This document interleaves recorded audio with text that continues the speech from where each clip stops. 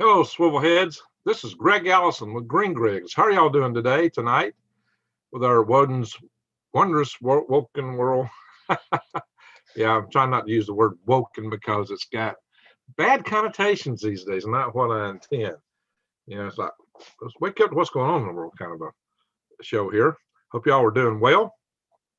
Hope everybody's warm tonight.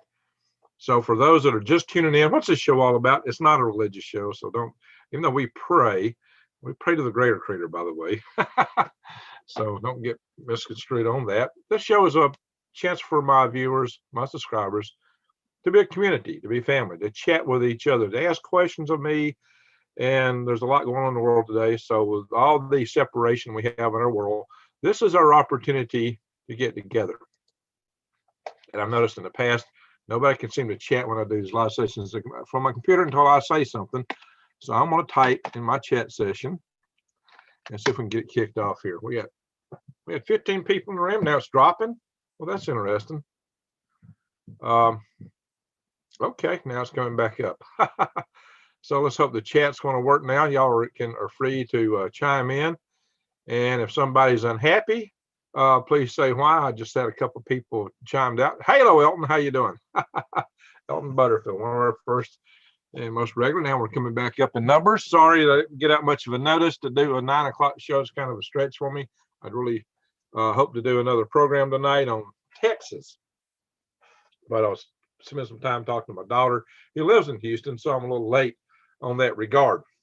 All that said, Vicki, how you doing? Vicki's in Texas right now. So maybe Vicki can tell us about what it's like to be in Texas. Hello, Brian. How you doing? So, hey, it's snowing here right now. We got a pretty good snow coming down. A lot better, probably maybe our best one of the year so far. Chat's working now. Yeah, for some reason I've got to type in and get the chat going. So maybe that's why I lost a few people to start up with. We have Cassandra in the house. Hello, Cassandra. Daniel, how you doing, buddy? Greater creations to y'all.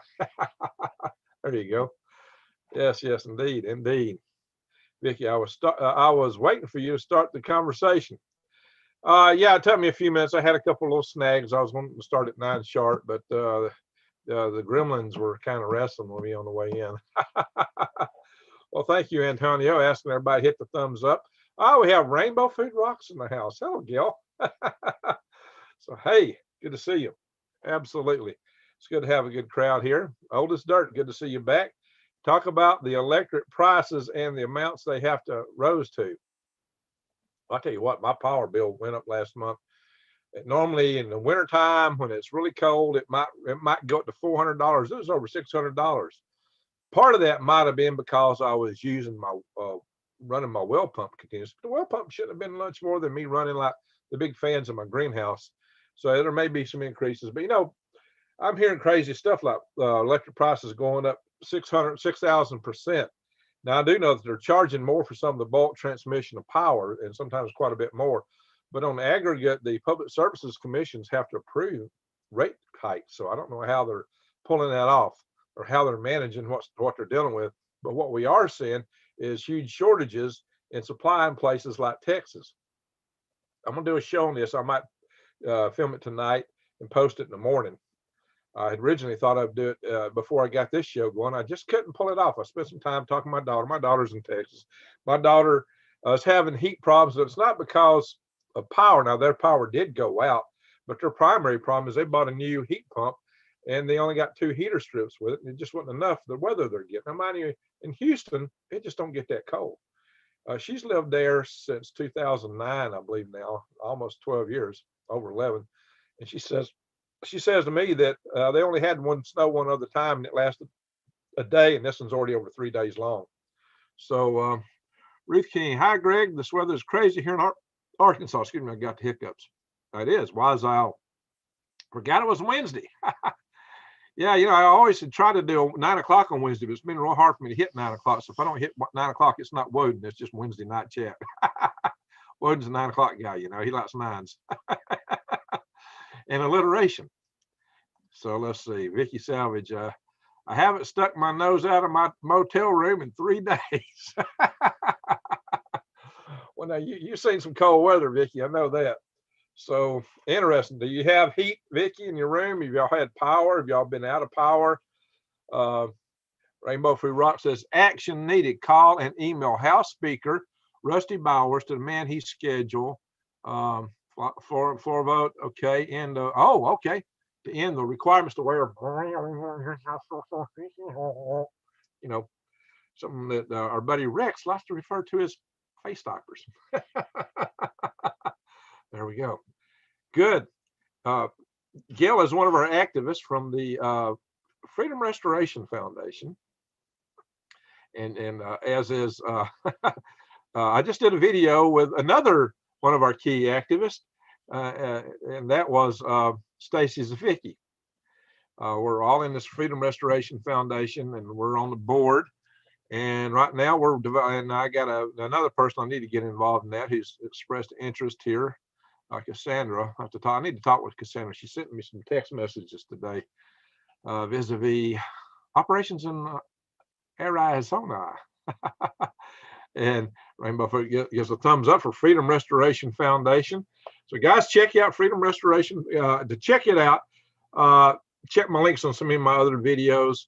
Email me at info@freedomrestorationfoundation.org. And it's typically one of my other volunteers that's processing those.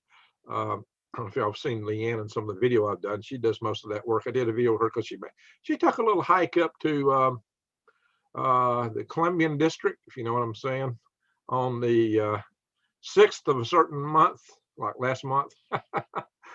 So, all right, we got Living in Left Field from Toronto. Toronto is a wonderful city. Yeah, I used to love to go there a lot. Hey, Wise, close to Van Buren, where are you? Okay, so y'all chatting back and forth. That's what you need to do. I got the info from BP Earthwatch, showed the numbers and spikes. Okay, BP Earthwatch has got a good channel. He's out of Mississippi down near the Gulf Coast, and he covers a lot of weather stuff. So I've done some of that. Let's see. Texas went from 12 cents a kilowatt to, wow, oh my God. So I guess the Public Service Commission must have approved that. So Texas has got their own utility regulatory company, nonprofit company. It's not a regulatory, it runs their utility system on the Texas grid there. It's ECROT. I've got to go back and look at the exact acronym. What is the name of that group? It's, give me a second, I'll think of it. Yeah, it's the Electric Reliability Council of Texas. Electric Reliability Council of Texas. Well, they're anything but reliable, right? Jason, how you doing? He said, hi, Greg. Sorry I went long. We're coming over. Oh, you had your session? Just had a live session? Man. Hey, Jason's got a great channel. Check out Jason's channel. Gorgeous Awesome's in the house. How you doing? And as y'all know, Gorgeous Awesome makes beautiful jewelry. They gave me this. They use crystals and copper. They do wonderful work. And Woden's Wondrous Wand of Wonders.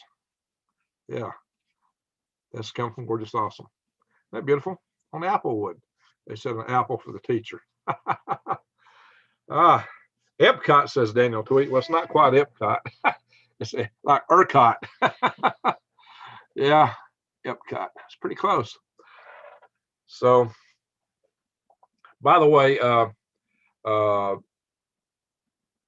let's see, the Gorgeous Awesome has an Etsy store. I might want to check it out and support them, check out their stuff. Yeah, so they're getting a lot of smiles and faces. Hey, Gail, put in the Etsy store link for Gorgeous Awesome. Gorgeous, you can do that. You got the wrench. So go ahead and list your store, your Etsy store. Go ahead and go for it. Sassafras Red, I learned something from Jason Avers every time I watch him. He's a smart cookie. I'm going to tell you that Jason Avers, he's got a lot of good topics. He is one smart cookie. Yep, we just covered soils today. Okay. They pass it from here. Oh, I know, I didn't see a notice about that was going to come up. Yeah. Look, guys, good soil is the key to farming. Good soil is living soil.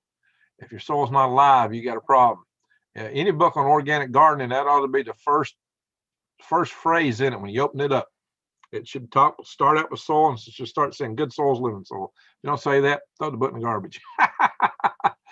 Vicky, one thing I do is plenty of iron rations. Okay, canned food. Lost at least 5. Oh no. Yeah, Vicky's lost a lot. She had a lot of stuff canned in glassware, and it all shattered when she got rear-ended. Gorgeous Awesome says that I am awesome. Well, hey, you got that name, Gorgeous Awesome. You're gorgeous and awesome. Your work is very gorgeous and awesome. I tell you, that's awesome work that you guys do. Good handiwork. Worm and rabbit castings. You got it, Sassafras. And there's the store link to Gorgeous Awesome. Check that out. So my daughter told me that they had not had snow like this since she's been in Houston. And, you know, that's just very uncommon from how cold weather. Her kids went outside and just kind of, you know, most places kids are just all anxious, can't wait to get out in the snow, but they don't have the clothes for it. They don't have the jackets, the coats. And my grandson went outside and slipped down. Well, he had all he wanted of it. And granddaughter went out and she said, "Do you want to touch it?" And she looked at him, So it's just not like kids everywhere else. But, you know, they don't have the clothes. They're outside, they're cold and miserable. So they're just not, you know, look, Houston's hot. When I go to Houston, I'm in Alabama, but I'm in North Alabama. When I go to either South Alabama or go to Houston, I'm dying because it's not just hot, but it's humid in the summertime. It's rough. Cody, how you doing, bud? Long time no see. All right. So what we got here? Use a coupon code. We love you for 10% off. Oh, that's great. That's great. Coupon code. We love you. Gorgeous Awesome. Coupon code. We love you for 10% off. That is something right there. That is something. Yeah, Sassafras is praying for Vicky. Yeah, Vicky's wanting to get back on the road here. She said to me earlier she's planning to get back on the road after the week and some of this weather passes through. So I guess this weather will be going on through Thursday, tomorrow, maybe a little bit longer. But it's crazy weather, no doubt about it. Frozen World, my channel is okay. Jason's got a good channel. He's a fellow wizard. And he's got a good poem about the ladies when they were making black powder, basically making saltpeter to propel, you know, heavy metals, shall I say. Top Knot. Thank you, Top Knot. Top Knot's in the house. And a nice little super chat from Top Knot. So he's giving the thumbs up bird there. Blue chicken. Is that blue chicken related to the blue chicken aliens from our friend Wilcox or Wilcock, whatever his name, David Wilcock? So Jason Avers, 10% woohoo. Yeah, that's a good deal. That's a good deal. So Top Knot, how's your cattle doing? So Top Knot's got some cattle up there in Michigan. I assume it's got to be kind of chilly. So tell us how you sell bird for you. I know you're keeping your cows in the barn. So Vicky Savage fishes, and even after losing 2 of my best quilts to glass shards, I have plenty to stay warm. Well, that's good. Boy, I hope they weren't heirloom quilts from way back. And Deborah says, "Hey, Greg and everyone." Well, thank you. Adam's Patch is in the room. That's an old-time follower. And so, yeah, Top Knot's grateful to see everybody here. What is saltpeter? Where is it found or made from? Asked Ellen Story. Well, that's a good question. Saltpeter is a nitrate, part of the things that go boom. Powder, it goes boom. Oh, I'm turning swords into plowshares, but still keeping the swords. So Jason, yeah, you might want to keep 1 or 2. So Jason, you might answer the question there. You might tell our lady friend here, Ellen Story, what that stuff is. Now I got another. Ellen, you're not in Huntsville, are you? I got a friend named Ellen Story around here in town. Listen for Vision. How you doing, Listen for Vision? Hello, Greg and Swivelheads. There we go. Top Knot. They are fat and happy. The cows stay outside, but as long as they're eating, they stay warm. That's right, the caloric content. You know, Stacy and I were talking about cattle today, and she said hers were outside. And, you know, most cows, you know, in Alabama, they're outside all the time. I mean, they are barns, but they're for other purposes. So people leave their cattle outside. The cows are made for it. And you get up north, way up north, a lot of the livestock up there has real long fur on it. So it's typical. Now, when I lived in Alaska, yeah, they did bring the cows in. They had some indoor facilities that bring them in the coldest weather. Sometimes dairy cows. But a lot of animals just stay outside. I mean, look, moose and all these animals running around outside that stay outside year round. They're made for it. The good Lord knew what he was doing. He made the critters and put them on this earth and put them where you put them. So, we're actually tropical creatures, but we can get acclimated. Some of us have climatological adaptations to different climates. And those of us that wax a bit Nordic adapt to the northern climates probably a lot easier. But I'm here in the South, so I'm kind of a fish out of water. All right, so what's folks saying here? Rainbow Food Routes. I have 2 channels. She does. She's got 2 channels. Greg, I'm trying to survive, and stay out of the hive. Strive. You're striving to strive. Well, let's hope we thrive, survive, and stay out of the hive. All right, we want to do some thriving, not just striving, but sometimes you got to strive to thrive. Sometimes you got to strive a lot. Top Knot has fuzzy calves. Well, you can think about the calves on your leg too, right? And figure out they're hairy. Just kidding. Cody, my cows stay outside. They have lots of hay. Yeah, they got to have the caloric intake. They need something to eat. That's how you stay warm in the winter. When I lived in Alaska, we loved to eat ice cream. It may sound cold, and it would be cold going in, but it'll certainly turn your heater up. People eat like horses in Alaska. You can eat 4,000 calories a day, and you won't get fat. Hey, gorgeous, awesome. Wizards, we love you. Well, thank you. Yeah, we got 2 wizards in the room, Jason and I. He's my fellow wizard. He did a pretty good worm video wearing his wizard outfit. All right, so that's my thumbs up, fellow preppers. Thank you. So what have we got in the room now? We got 92 in the room and 53 thumbs up. Would appreciate some more of those. How are things on the farm, Greg? Cody asked. Well, I did a few videos, kind of walking around out here. The garlic is still alive, and it will be fine through this cold weather. Aquaponic systems are okay. I let my greenhouse get below freezing for the first time last night since I built it, and it's over 2 years old. So it's about 2.5 years old. So, but I didn't have anything in there that I really need to protect. The lettuce can survive that. So the lettuce will be fine. It can handle that as long as it's not crushed by ice. And it's still in 40-degree temperature water in the roots. And I sure right over it. It's pretty, similar to that. So it may not have been freezing, just right over where the lettuce was. But lettuce is good for freezing temperatures. It just can't handle being mechanically crushed by ice. Well, it's good to a certain range. You get anything cold enough. Now I got ryegrass growing in my outdoors aquaponic system. It'll be just fine. That stuff handles the winters here just fine. I got to plant some more lettuce though. I'm gonna need a lot more plants to go in that aquaponic system. So in the next week or 2, I plan to do a lot of lettuce planting for that. And really soon I'm going to get my turmeric out of the ground because it's almost time to plant new turmeric. I need to get what's in the ground out. Because March is when I usually plant. So Jason and then Greg is a good Wednesday night. Well, thank you. Yeah. So we can give them a 1-2 thing. I had to get ready for this. I was hoping to do another video and I just didn't do it. I was talking to my daughter who was in Houston, just checking up on them, making sure they're okay. She said they went to get firewood. They got a fireplace. And she said it took them 2 hours. They had to wait in line 2 hours because all the firewood is sold out and people are cutting it as you come. But they had a 2-hour line to get firewood in Houston. Imagine that. We are the monsters. Greg, I'm sure you've been asked this 1,000 times. How do you get? That's the way. How'd I get so good looking and smart at the same time? Just lucked out. What can you say? Smartness, I had to work on that.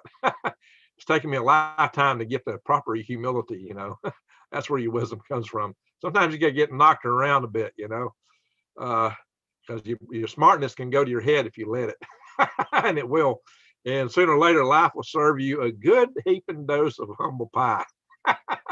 If you know how to process that humble pie right, you can come out of it all the better.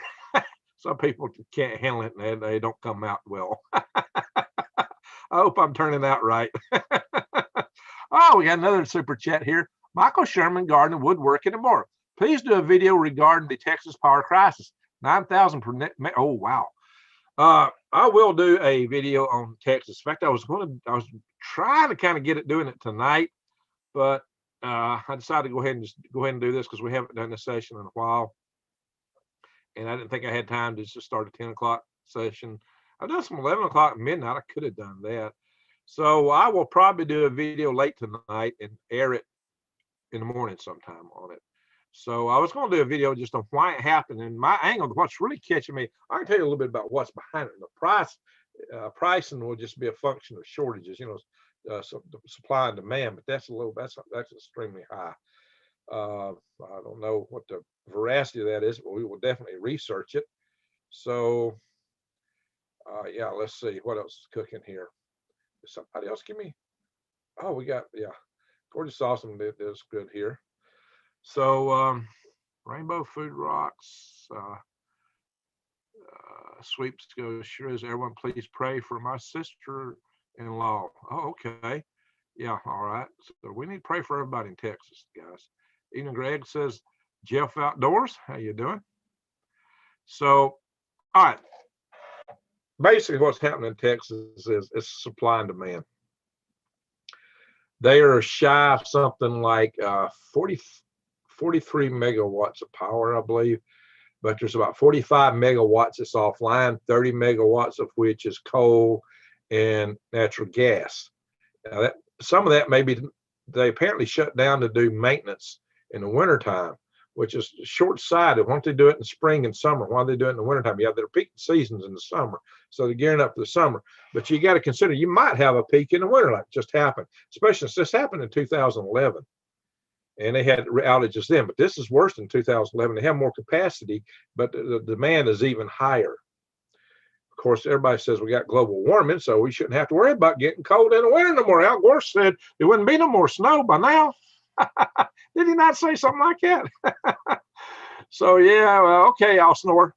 Yeah, give me some thumbs up. I need some help with the Al Snore rhythms. Got 103 in the room. I could 67 thumbs up. So we need some help with algorithms. That really helps when you give a thumbs up to the channel.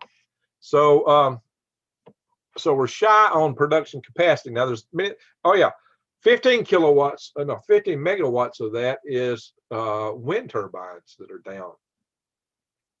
Apparently a lot of the wind turbines didn't have the proper maintenance, and this maintenance may be a grid-wide issue. Either they had the wrong grade lubes in them, or they just couldn't. They froze up, so one got ice on them, and so those wind generators just wasn't up to par for what they got to do, and so that put them, also in a shortage. So they got several things going here. Also with gas, if you're running your system off of the gas pipelines, and suddenly everybody's using more gas because they're heating their homes with it, and more people are tapping it. That means the pressure on the lines is decreasing. And so it may be they're just don't going to have enough gas at some of the plants, but most of the gas plant problem is they're just actually offline for maintenance, supposedly. But there's more to it than that. Greg Abbott's not, the governor of Texas is not happy with the situation there.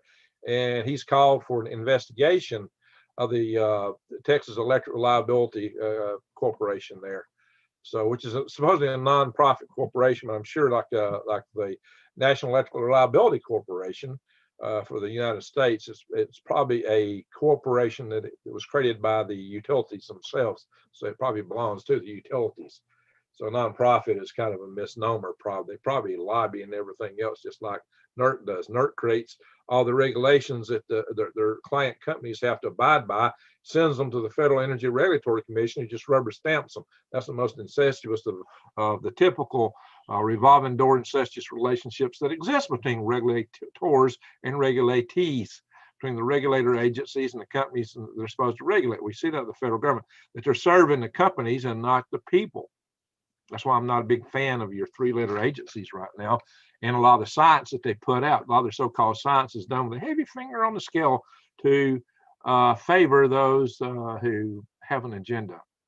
And their agenda is to retain power and money and research dollars and such like that. So, yeah, they say 90% of the world scientists agree fully. 90% of the world scientists agree fully with those that fund them. Put money in their pockets. So there you go. You want to find the agreement of science? There's where you're going to find it. Isn't that interesting? So the the thing about this, here's what I'm going to be covering. Do check out my next video. I'm doing this, but this whole thing in Texas really is a canary in the coal mine for the rest of our power grid. Because a big part of it is maintenance. A big part of it is the grid just isn't resilient like they tell you it is. And now you're seeing it like a huge fraction of Texan homes that are out of power. This is what we could have nationwide, my friends. Right now, they're managing this with rolling blackouts. Now, the advantage of that, as bad as it is if they didn't do anything, you would have actual blackouts in which equipment could be fried permanently. Those large transformers are extremely difficult to replace. It takes a year and a half. So just to get them on the loading dock. So they could have some severe problems if they didn't do something, long-term problems. And with the cold weather they can't afford for that to happen.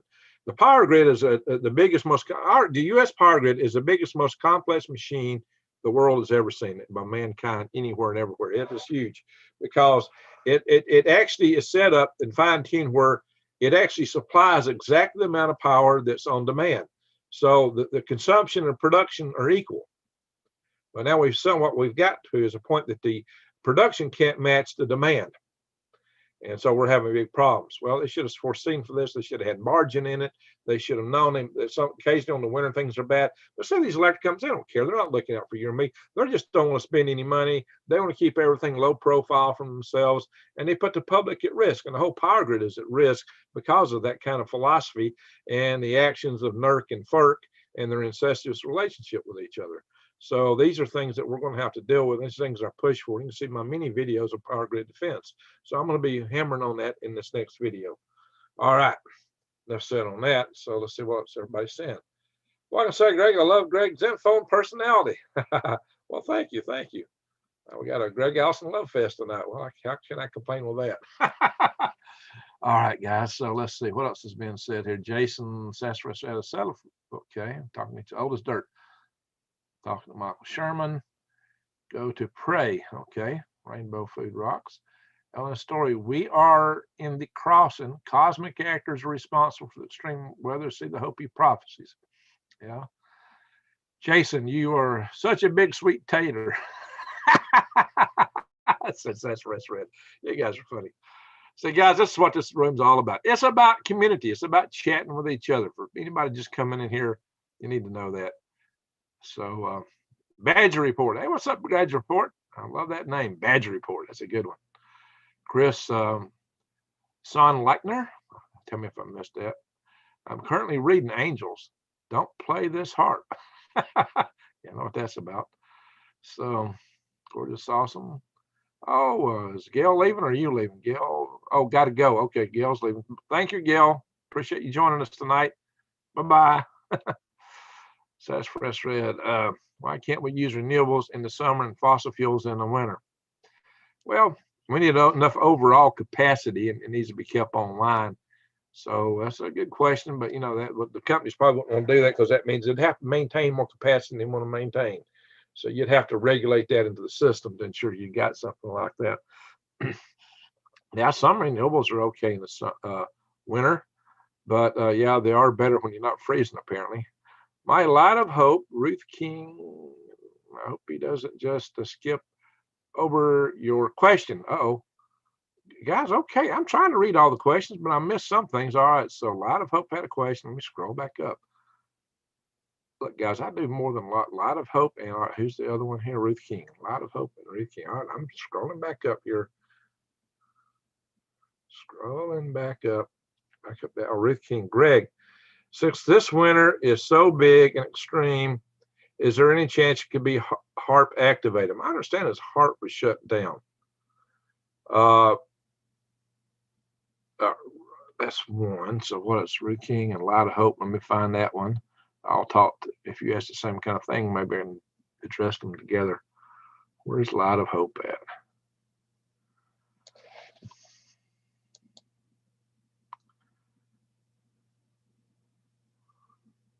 Oh, there it is. Light of Hope. Hi, Greg. Do you feel the weather all across the country with tornadoes, Florida, and severe weather is being manipulated? Okay. So the questions are about weather manipulation. Well, there's a lot of ways to answer and look at that. Frankly, I don't know, but here's the things. We do know that former Defense Secretary Cohen, who was Defense Secretary under Clinton, hinted and said basically that they had a technology for weather modification and weather weapons.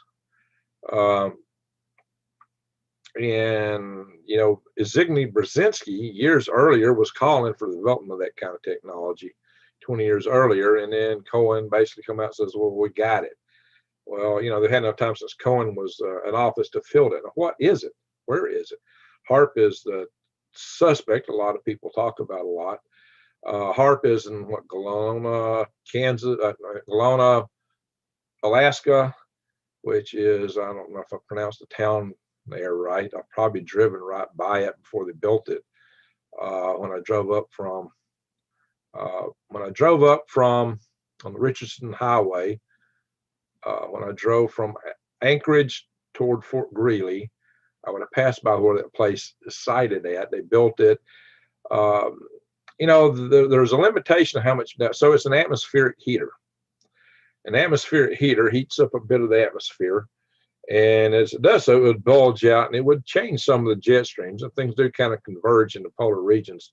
So it could have some degree of control, but the amount of power that it actually puts out is quite limited. You don't have like a nuclear power plant sitting there, so it can't put out enough power to dramatically heat the atmosphere. It would be just some degree. Now, as you know, in electric circuits, we have a base current to a transistor, but a small little current in a transistor can switch a much larger current. I don't know if there's an effect like that. I'm not an atmospheric scientist, but I know just the total power level pumped into the atmosphere from these stratospheric heaters, atmospheric heaters, whatever you want to call them, like HAARP, is limited unless you put in like a whole nuclear power plant or something to really pump it up, amp it up. If you did that, it would be interesting what might happen. But what mainly this can do is change communications. It changes the ionization level up there in the upper atmosphere. So it affects skip communications, comm systems, which could be to your favor.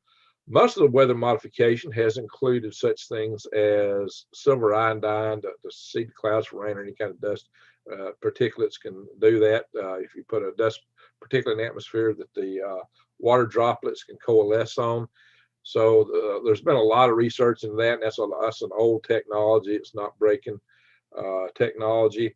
But what Cohen was talking about had to be something beyond silver iodine. You know, he was really hinting at some major technologies, and we don't have a good beat necessarily on what that was, where it might be located, what the level of fielding and activity might be.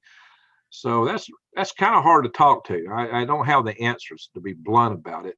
I'm not wanting to speculate too much, but like I said, I know of certain things said, and I know roughly where HAARP was.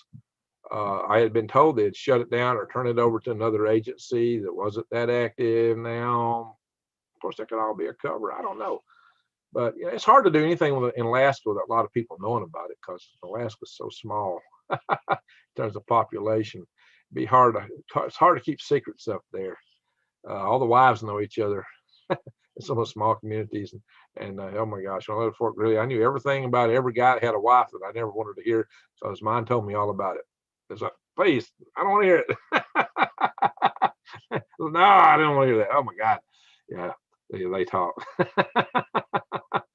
So secrets are kind of hard to keep in some of these small communities like that.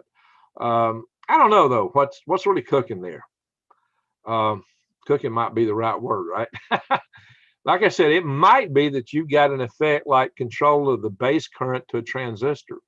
By applying just a little bit of current, you change the state of the transistor itself, where it can either conduct or not conduct. You're switching it on and off. So you got a high voltage level and you got a ground level, and the conductivity of that transformer is changed by the base current applied to it. The base transformers are either they're doped like diodes, and you have a negative and positive doped sections, and you have junctions between them. They're called PN junctions, positive and negative junctions. And When I was in college, I had to compute or show how I had to derive de Broglie's wave function for a p-n junction to show how the electrons could tunnel through. But see, normally electron don't want to go from a negative area, if it's negative, into a positive area unless you change the polarity of that somehow. So that's where they apply the base currents, is to change that so it's not a barrier to the flow, it becomes a conductor to the flow for that electron. So a small little current, like a signal from an electric wire, where it's just a faint signal, if you turn that circuit to make it resonant with a specific frequency, like a given radio station, and then you pick up the amplitude modulation, whatever it is, then you can match that with a larger current from the higher voltage source. That's how you amplify a signal. So there may be some way they can amplify the signals from, or the effects of weather, but I don't know what that is. I just know that the direct heating can't be huge because they don't have a huge power plant. I mean, like megawatts running that place. It's limited. You got to be careful with a lot of the stuff you see out here in literature. Like I was saying, a bunch of stuff claiming all the snow was fake, that it was all plastic or something's all artificial snow. And then they would show, I've seen one report where they showed them trying to burn it. It would burn supposedly, it wouldn't melt. Another place they showed a lot of residue. Guys, so if they're flying around with planes and they're dumping all this snow out of airplanes, how many flights would it take volume-wise to cover all? There's not enough planes in the world that dump the kind of volumes you see in where snow covers the country. So to think all the snow comes from some artificial source like that, I mean, just use some walking around sense sometimes, and be, it's important to have an open mind, but not so open that when you tilt your head, your brain fall out. So that's people making videos just to make videos, or somebody, I don't know, they're stirring the pot. A lot of that's junk. Somebody maybe they get some plastic and they shred it, and then they make a video. If you find cases where you're going out yourself and you find that to be true, you tell me. You say, Greg, this is what I found. Okay, I'll listen then maybe. But there's a lot of people out there putting out a lot of garbage. Don't you remember how Tom Hanks was arrested and then he was put out of existence? Don't you remember how Chancellor Merkel resigned, and how the entire Italian government resigned, and how the entire government of the Netherlands resigned, and all these governments were falling, a few weeks ago? Well, there wasn't the dust up in the Netherlands. There's been a few kerfunkles in Italy, besides political, back and forth. But all those claims, garbage. None of them are true. None of that happened. So, we get so much of that stuff on the internet. This is happening. It's going down right now. Everything's changing. Oh my gosh, the whole world is turning upside down. And here's the proof. Documents and documents and documents and documents and testimonies, and here's the science behind it. But the science can be bogus as all get out. For example, O2, atomic oxygen, is absolutely not a dipole molecule. They don't have a separation electrical charge across it. Yet there's videos that claim it does, and they claim that 5G spins it. So it's there is a resonance, but it's not quite what they claim.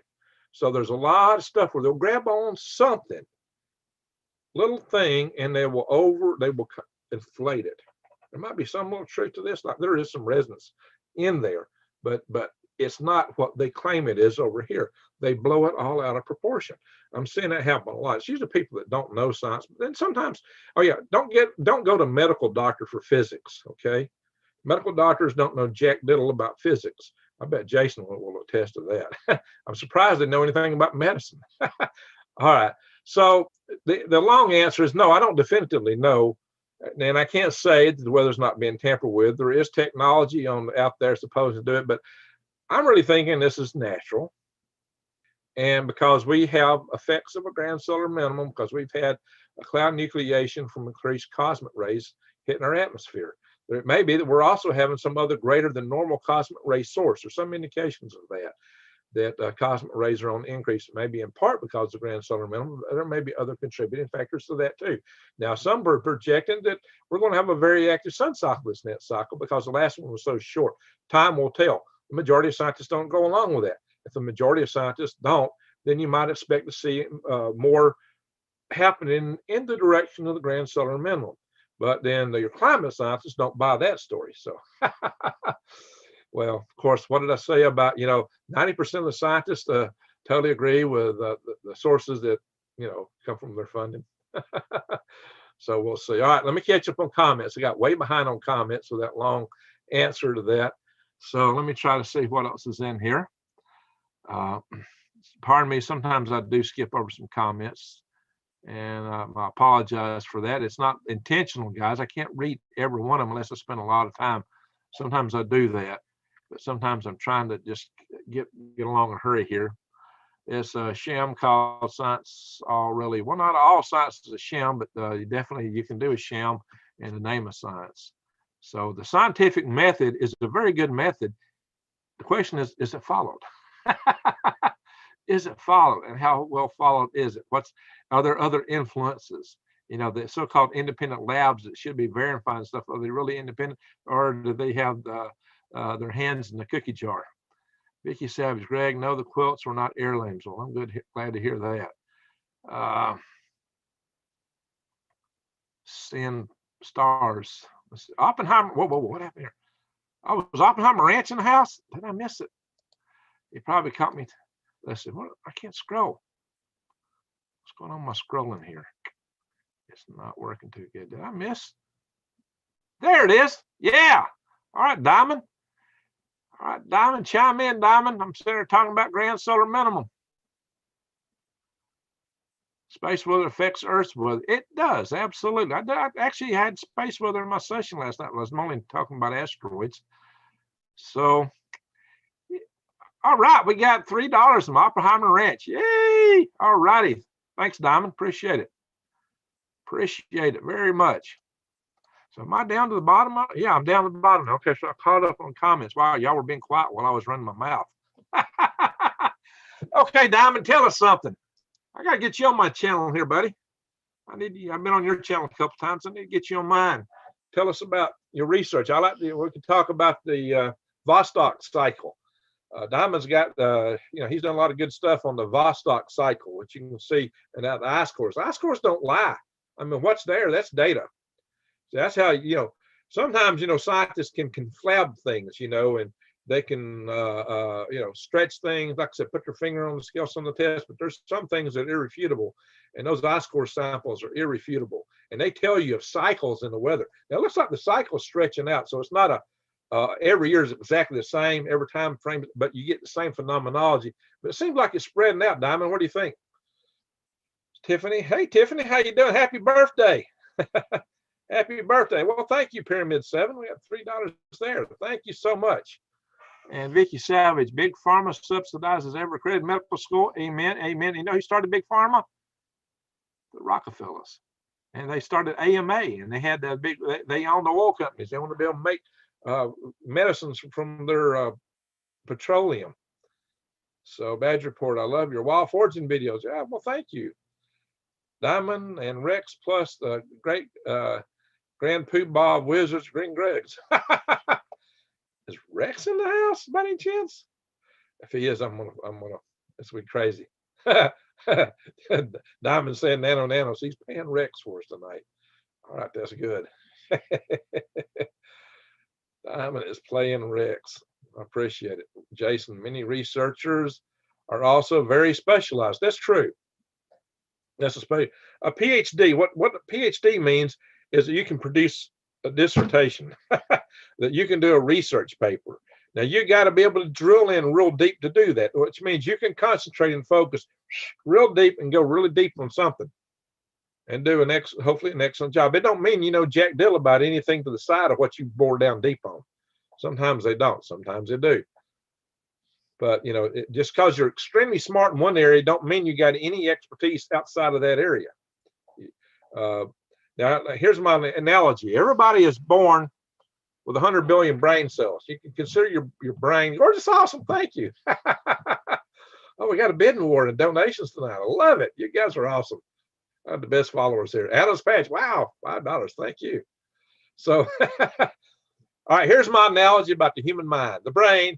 Everybody is born with 100. Boom, says Diamond. Everybody's born with 100 billion brain cells. We all come into this world the same. I don't give a dog what color you are. I don't give a dog what religion you are. where you're born at or anything. We're all born the same.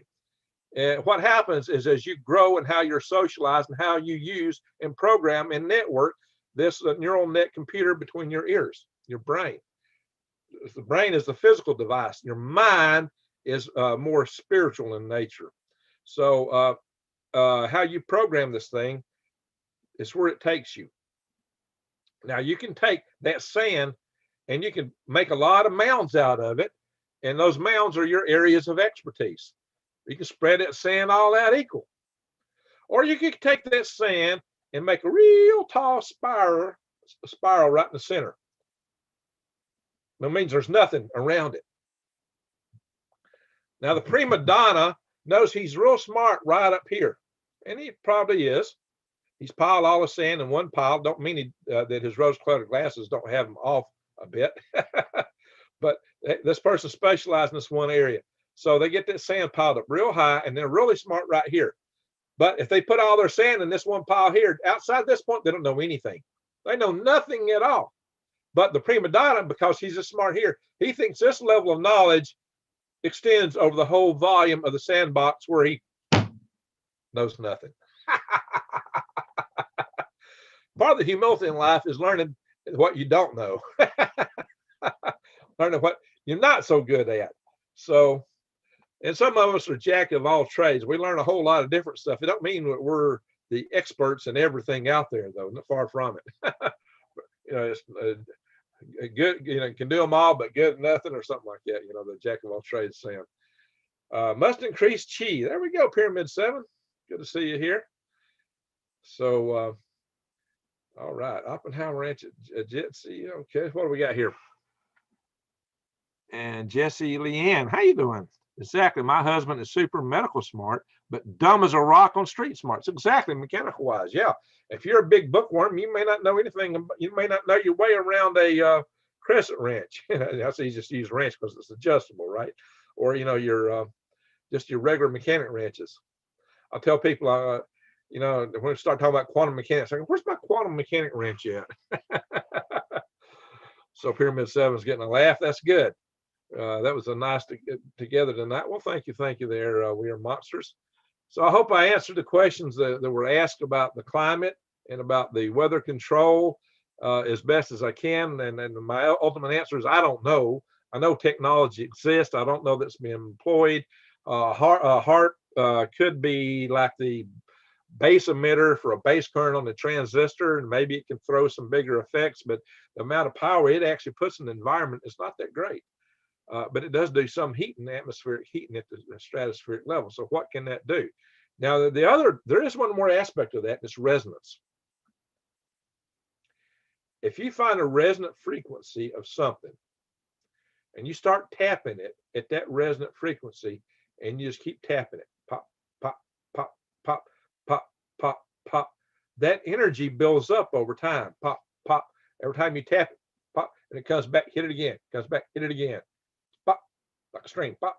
And every time you hit it, it's going to swing wider and wider and wider and wider and wider. That's how a simple breeze took down the Seattle Tacoma Bridge. The Tacoma Narrows, or where that bridge was years ago that failed. It was the breeze happened to be vibrating that bridge at its resonant frequency, and it came apart. That whole thing started writhing like a snake. There's pictures of cars on that. Gosh, I wouldn't want to have been there. So, yeah, that was a heck of a day. So, William Monster says, say hi to Lee from the Oppenheimer Ranch Project. Oh, Greg, say hi to Lee. Well, hi, Lee. So is Lee the one in here tonight? I thought it was Diamond. So it's Lee. All right. Well, very good, Lee. Good to see you here tonight. Yeah, Lee is an awesome individual. I had the privilege of meeting Lee at LeakCon, and she really does a lot to keep that Oppenheimer Ranch operation going. She's not as out front as Diamond, but I believe she's got her own channel too. So we need to check that out. She definitely deserves a lot of support. So I know that when there was that one guy, that other Greg guy, who was threatening all of us that were going to LeakCon, she was sergeant at arms, shall we say, for for our friend Diamond. We are monsters. Lee, yeah, Lee is his partner. Absolutely, absolutely, full scale too. Like I said, she's just not as up front as much as Diamond. So, Greg, you're truly a gem to mankind. Well, thank you, Commando 1911. Do you have a 1911, by the way? Is there anybody here that don't know what a 1911 is? Chewy Weather, good to see you, Chewy Weather. Chewy Weather said he got some of his greenhouse restored. I'm glad to hear that. You know, he said earlier his greenhouse fell because of frost. Now I'm getting a lot of snow out here right now. I'm gonna have to go back out and fire my greenhouse up right after this video. And I only got 5 gallons of kerosene left. That's good for 2 nights. And right now all my doors are frozen shut on my van, so I'd have to throw a bunch of hot water on it if I'm gonna unfreeze it. But the store I normally buy it from closes in 3 minutes, so I'm not making it there tonight. Greg, Greg is the best. Oh, thank you, gorgeous, awesome. Thank you, thank you. Well, there's a lot of nice people here tonight. A lot of nice people. Lisa's a real nice person. I didn't even notice that was her. Yeah, it's kind of hard to tell sometimes. And it's like gorgeous, awesome. I don't know which one of you that is. It may be both of you or one of you. Same way from Blue Bottle Bunny Farm. There's a lot of couples in here that have YouTube channels, and you never quite know which one it is. Lee, Greg don't have his glasses on. We know you are not Lee. Oh, really? Well, okay, whatever. Whether Lee is 1911 is a number. Whether that's true, it is a number. Brown and high, says sure, Yankin. Yeah, you're getting kind of close there. Diamond and Lee. Elton Butterfield's giving a thumbs up for them. Yeah, they're a great couple. Great couple. And they're doing good work there with their what do you call it? Earthship. And their garden they're building, which is heated from the ground. The geothermal garden. It's beautiful work they're doing there. Sassafras Reds. Yeah, I've been try to hit Diamond's videos when I can. There you go, Homestead. 1911 only have one type of freedom fist. There's a few of you know what I'm talking about. Colt. Yes. We are monsters. Called it out. Trying not to say those magic words here. So you know how these channels are so persnickety. All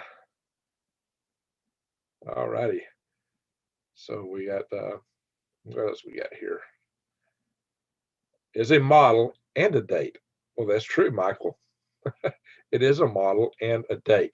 And I'm not talking about a cute 2-legged walking model who might be a date. We're talking about a model of some equipment, when it's got a slide on it. Once you slide things into, it slides back and forth. It's got a spring in it. And it makes funny sounds that sound a whole lot like bang bang. Some of you know what we're talking about. A can of de-icer and a can of de-icer. Okay, yeah, what was that the answer to? My dad has one, and my great-grandma. There you go, Tiffany. But I hear in Canada they're trying to ban that stuff, that Mr. Trudeau is wanting to ban people having such things. So, Tiffany, what does your dad think about Premier Trudeau? Let's see. Yep. Yep.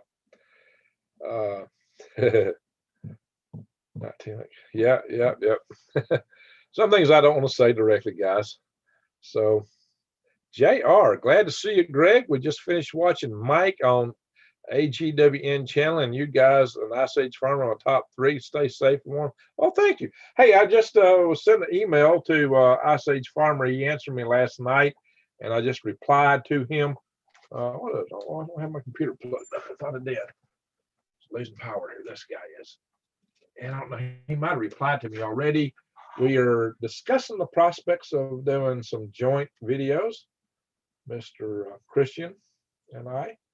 So let me go back to my email here, see if he's replied to it. Not yet, don't look like. But he sent me an email last night, and I replied to him today. I didn't reply last night because I was up late till 6 o'clock this morning, actually. Crazy. So So Christian Westbrook did send me a video. I mean, email. So we'll coordinate. All right, hand operated spitwad device. So, JR, tell me what you'd like to see. So JR gave us $5 a night. So Sassafras had a hand-propelled spitwad propulsion device. Yeah, well, it might be finger activated, right? Badge for after experiencing the storm in Texas, the wife and I decided to buy some kerosene heaters. Yeah, there you go. I just talked about kerosene. Any tips on types to buy? Well, I would buy the big ones. I would buy the ones that, it's kind of like a barrel coming up, Because those things, one of those just about hit a whole house. Your smaller ones are good for heating the room. I've not seen so many small ones. Like, I used to see a lot of little smaller ones, but I would definitely go for a big one. Let's see. Wow, we got a lot of chat all at once here. He said, oh, you guys are funny. Wolfman Jackal. Hey, I was sleeping, but you're talking. Looks like a trade for one. Okay, you're looking to trade for one of those. Okay. So I said the magic word and it woke you up. You were just keyed into it. Yeah, that's the way words are. Sometimes we're keyed for certain words. Like bing, yeah, you can be asleep and hear the word and your attention's grabbed. I would love a hot air balloon backpack. Hot air balloon backpack. We'll see. It would take a heck of a balloon to lift a human. So carrying out a backpack would be something. So Tiffany says, "Oh, Greg, it's nuts here. My dad, he doesn't think very highly of him at all." Well, considering what you said your dad has, I can see that. I could definitely see that. Christian's been busy. I think he was on with Curtis. Yeah, they did do a joint show. I saw that. I like Curtis and Christian. I've got Curtis's book right here. I have had the fortune to have Curtis on my channel. There's Curtis Stone's book, Urban Farming. Yes, sir. Curtis is a good guy. He's more gone into survival farming now. He's more of a prepper farmer than an urban farmer. He left his Kelowna, British Columbia place. Rebel Rose, it's a good one. A good bang and a bang. If you follow AF on Telegram, don't have Telegram. All right, Wolfman's looking for trade. Ellen Story, do be careful the carbon monoxide fumes. Yeah, make sure you're burning the good, clean grades of kerosene. I definitely run some kerosene heaters in my house. I run them in the greenhouse. Greg, I will see you after the stream on Marfugal. I hadn't been joining Marfugal. I started staying away from his channel after he started promoting those little chintzy devices he claims to protect your home. I just kind of blew away then. So it's been probably a year and a half since I followed his channel any. He and I traded an email. So maybe one day I might come back around on his channel, but it'll be a while probably. So that's it. Let's see. Green Greg's SpaceX just sent up 60 2 nights ago. Cloud cover, saw flames to the right. Yeah. Some people thought it was one of those UFOs, right? Let's see. More religious, although science and my picks, the Vamps finds gave me the location for pickup. Okay, Robert, I'm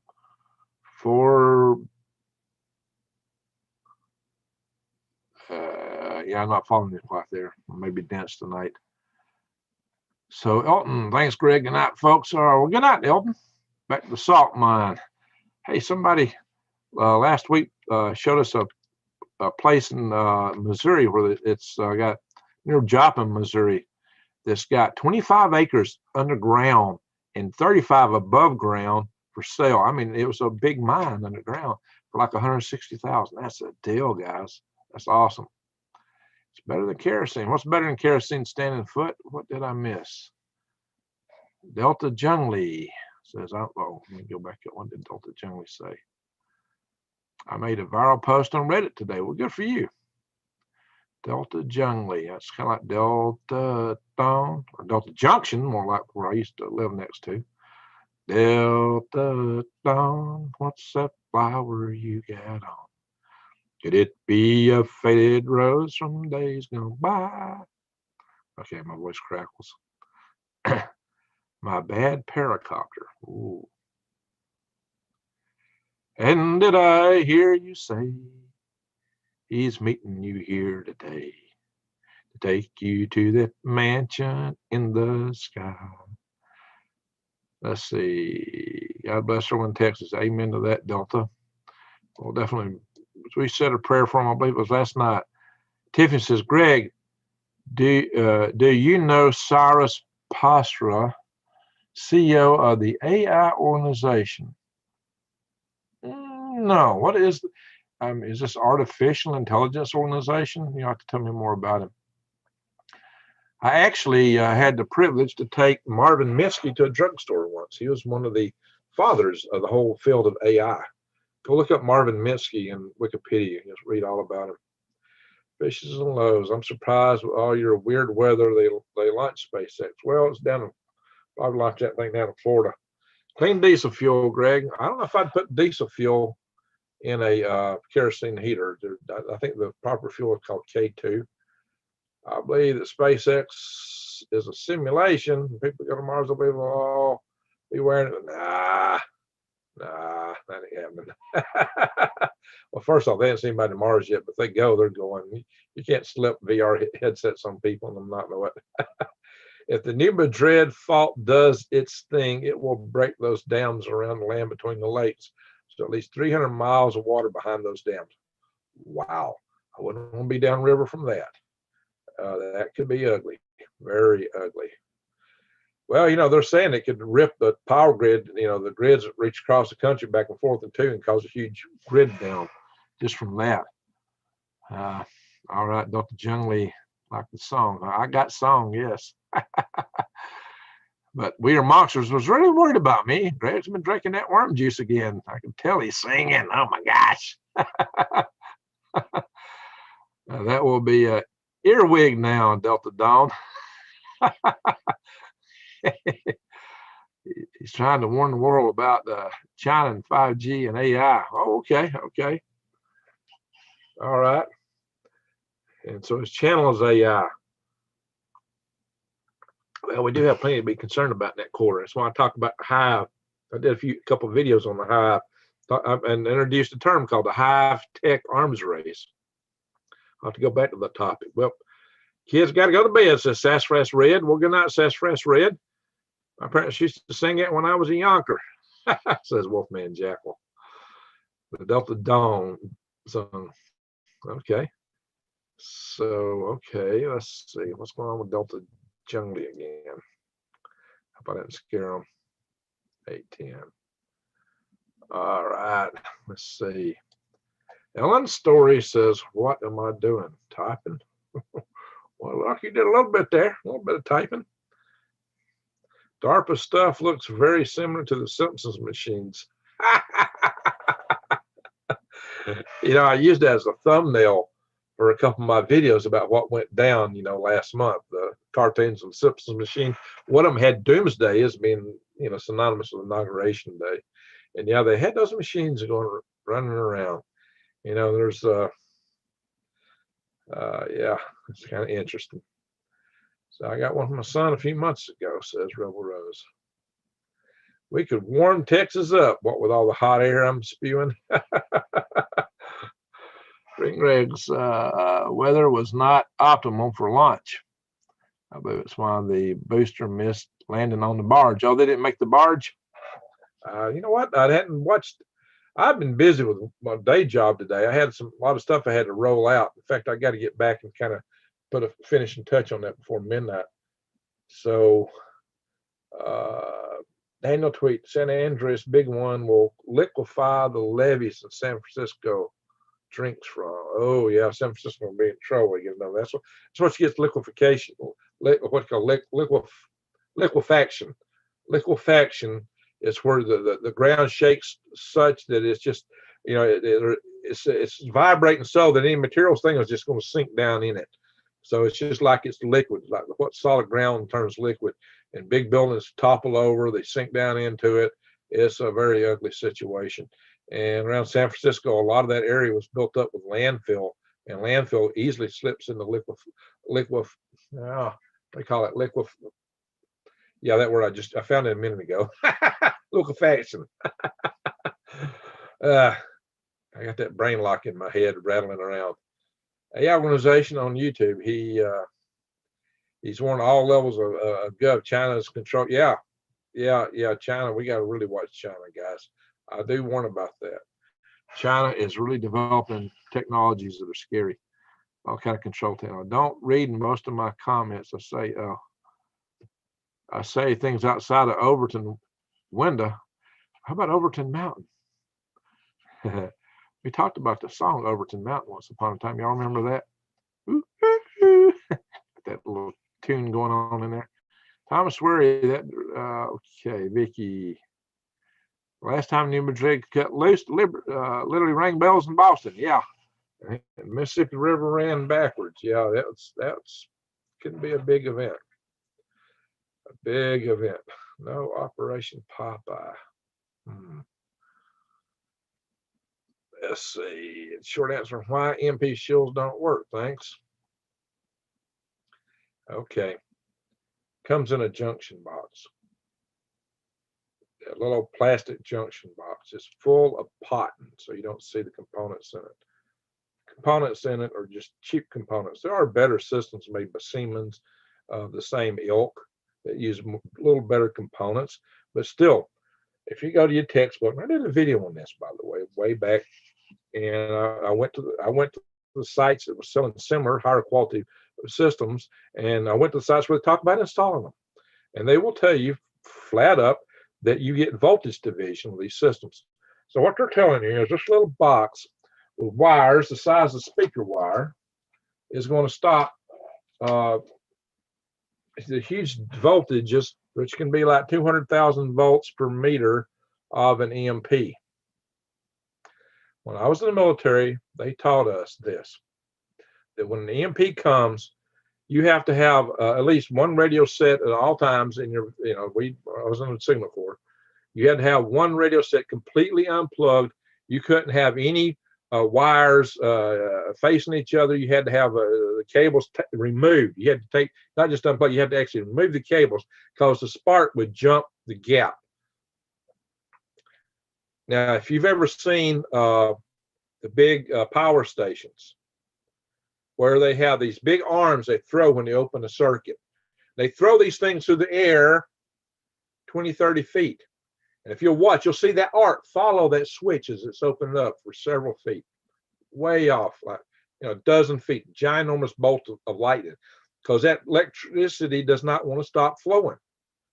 It's got a resist, it's got an inertia of a sense. It keeps flowing, and you can get breakdown of air when you get a high voltage. You get a dielectric breakdown of the air itself, and the voltage will jump. And that's what happens with a spark gap. You see lightning bolts shoot through the atmosphere when you get ionization built up. So where you get suddenly a high impulse of voltage, a high current surging through a wire, it don't want to stop. Now their system claims that they detect it within, now these are short pulses, I will give them that. They claim they detect it fast enough to switch it. But I'm telling you, the switches are just an electronic switch. You're not throwing contacts far enough apart, for one. Now the switch does go to ground. Ground is where current wants to go, but the ground wires in your house for an electric system aren't very big. They're copper, but they're not that big. If you look and go look up wire size as a function of current to be carried, you'll discover that a wire that's going to carry 400 amps, say, just 400 amps, which is way shy of this stuff, you'll need about 3 wires the size of my thumb. You ain't going to do that with something the size of a dadgum speaker wire or a mouse wire from a computer. So they claim they had testing, but their lab is not one of the labs that's known for testing EM stuff. It's not one of those kind of labs. I've seen the test reports. I got the test reports, by the way, on a hard drive somewhere. But the frequency range they tested was in that range where you would expect them to be able to get a successful criteria. They didn't the full range. Now, see, I'm putting myself at risk talking about this stuff because that company likes to sue people. They love nothing better than suing people, and they've done it. They're a dirty company, in my opinion. All right, now you really got me going on a limb here, so I'm probably going to get sued for just talking about this tonight. That's why I don't really want to talk about them. But you know what? They come after me. I'm gonna get some of their units, and I'm gonna fry the crap out of them on a live video, and challenge them. That's what I'll do for them. So, all your text on installing devices like this talk about voltage division. Any electrical engineer, and I am an electrical engineer, will tell you this. Now, I also know something. I'm in 2 power grid defense communities: the Secure the Grid organization and Peter Pry's Homeland Security Organization. There is nobody out of any of these groups, all the people that spoke at my 2 conferences on the power grid defense, not a single one of them used their devices. Not a single one of them. We laugh at that stuff to the person. So I get incensed that they advertise. I really do. And it's really got me tempted to take them on just because of it.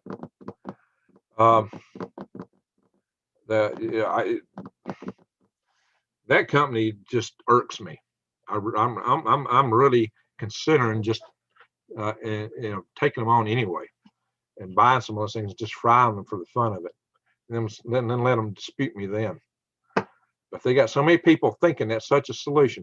What can EMP do? Burn your house down is what it can do if you get enough voltage running through your house. So what I tell everybody the best defense is go off grid.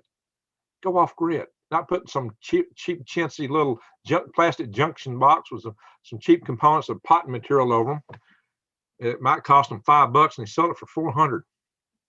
Yeah, and so they give channels to promote it. They give them a big cut of it. But what are they selling? Crap.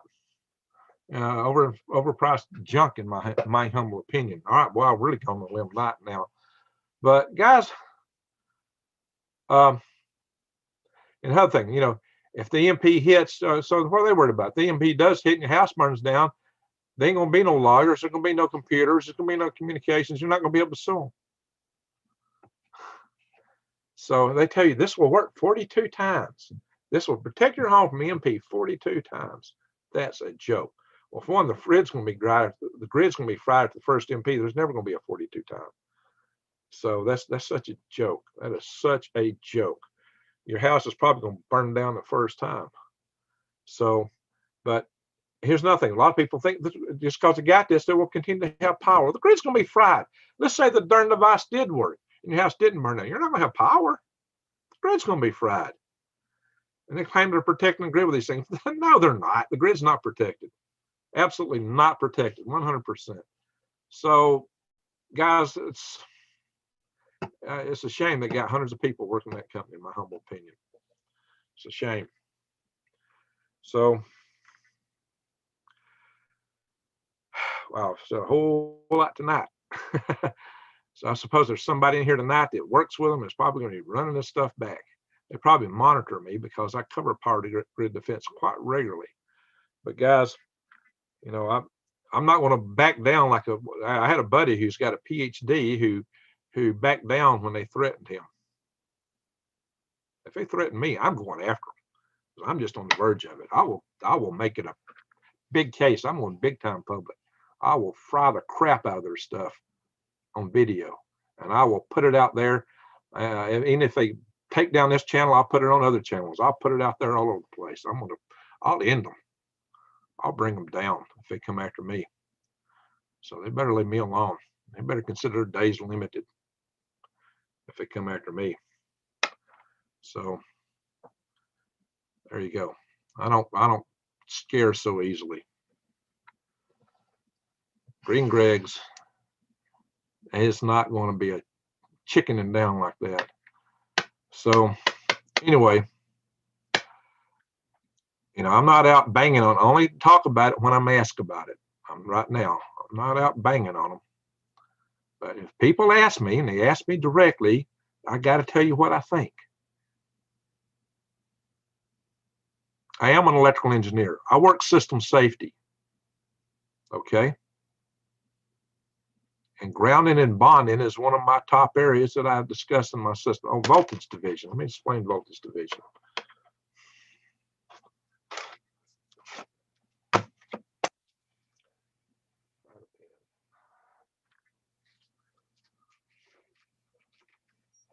Where's my pens at? Oh, here's one.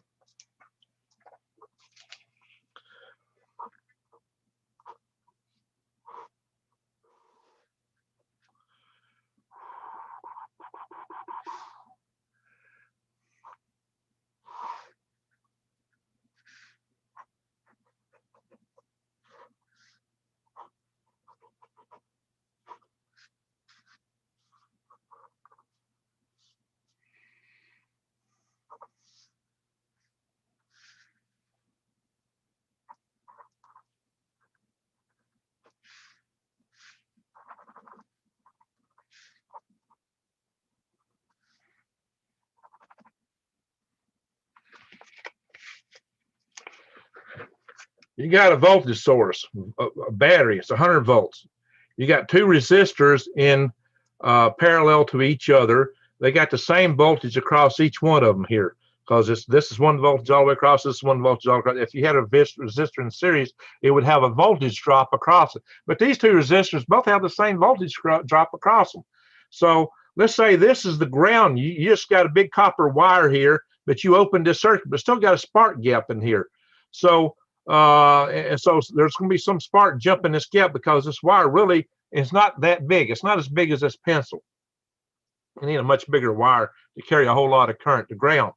So voltage division says you're actually going to get voltage going down both of these circuits, and it's going to be proportional to the resistance, of course, because V equals IR is if V equals IR, V equals, in each case, voltage equals current time resistance. So if you want to know what the current's going to be, you divide the voltage by the resistance in each case. So if you've got 1 amp and you've got let's see, you got 100 volts, you're dividing by 1 ohm, your current's going to be 100 amps. And over here you got 99 ohms. So it's going to be, it's basically 1%. It's going to be 99%. So that's how you do this. So you'll have an amp over here still, but when you got a voltage as high as what you get on MP, you're still going to have a big surge over here, and this is your house. So let's say this device works perfectly and does everything they advertise. All the literature on this, where it talks about installing, if you go online and find that literature, and I did this in a video with somebody, I actually showed that, and I went online and showed that video, and they all claim, all the installation procedure videos claim you're still going to get voltage division. And any electrical engineer knows that you get voltage division and knows what voltage division is, and knows you still got product, you still got voltage and current over here. You don't isolate it entirely with this.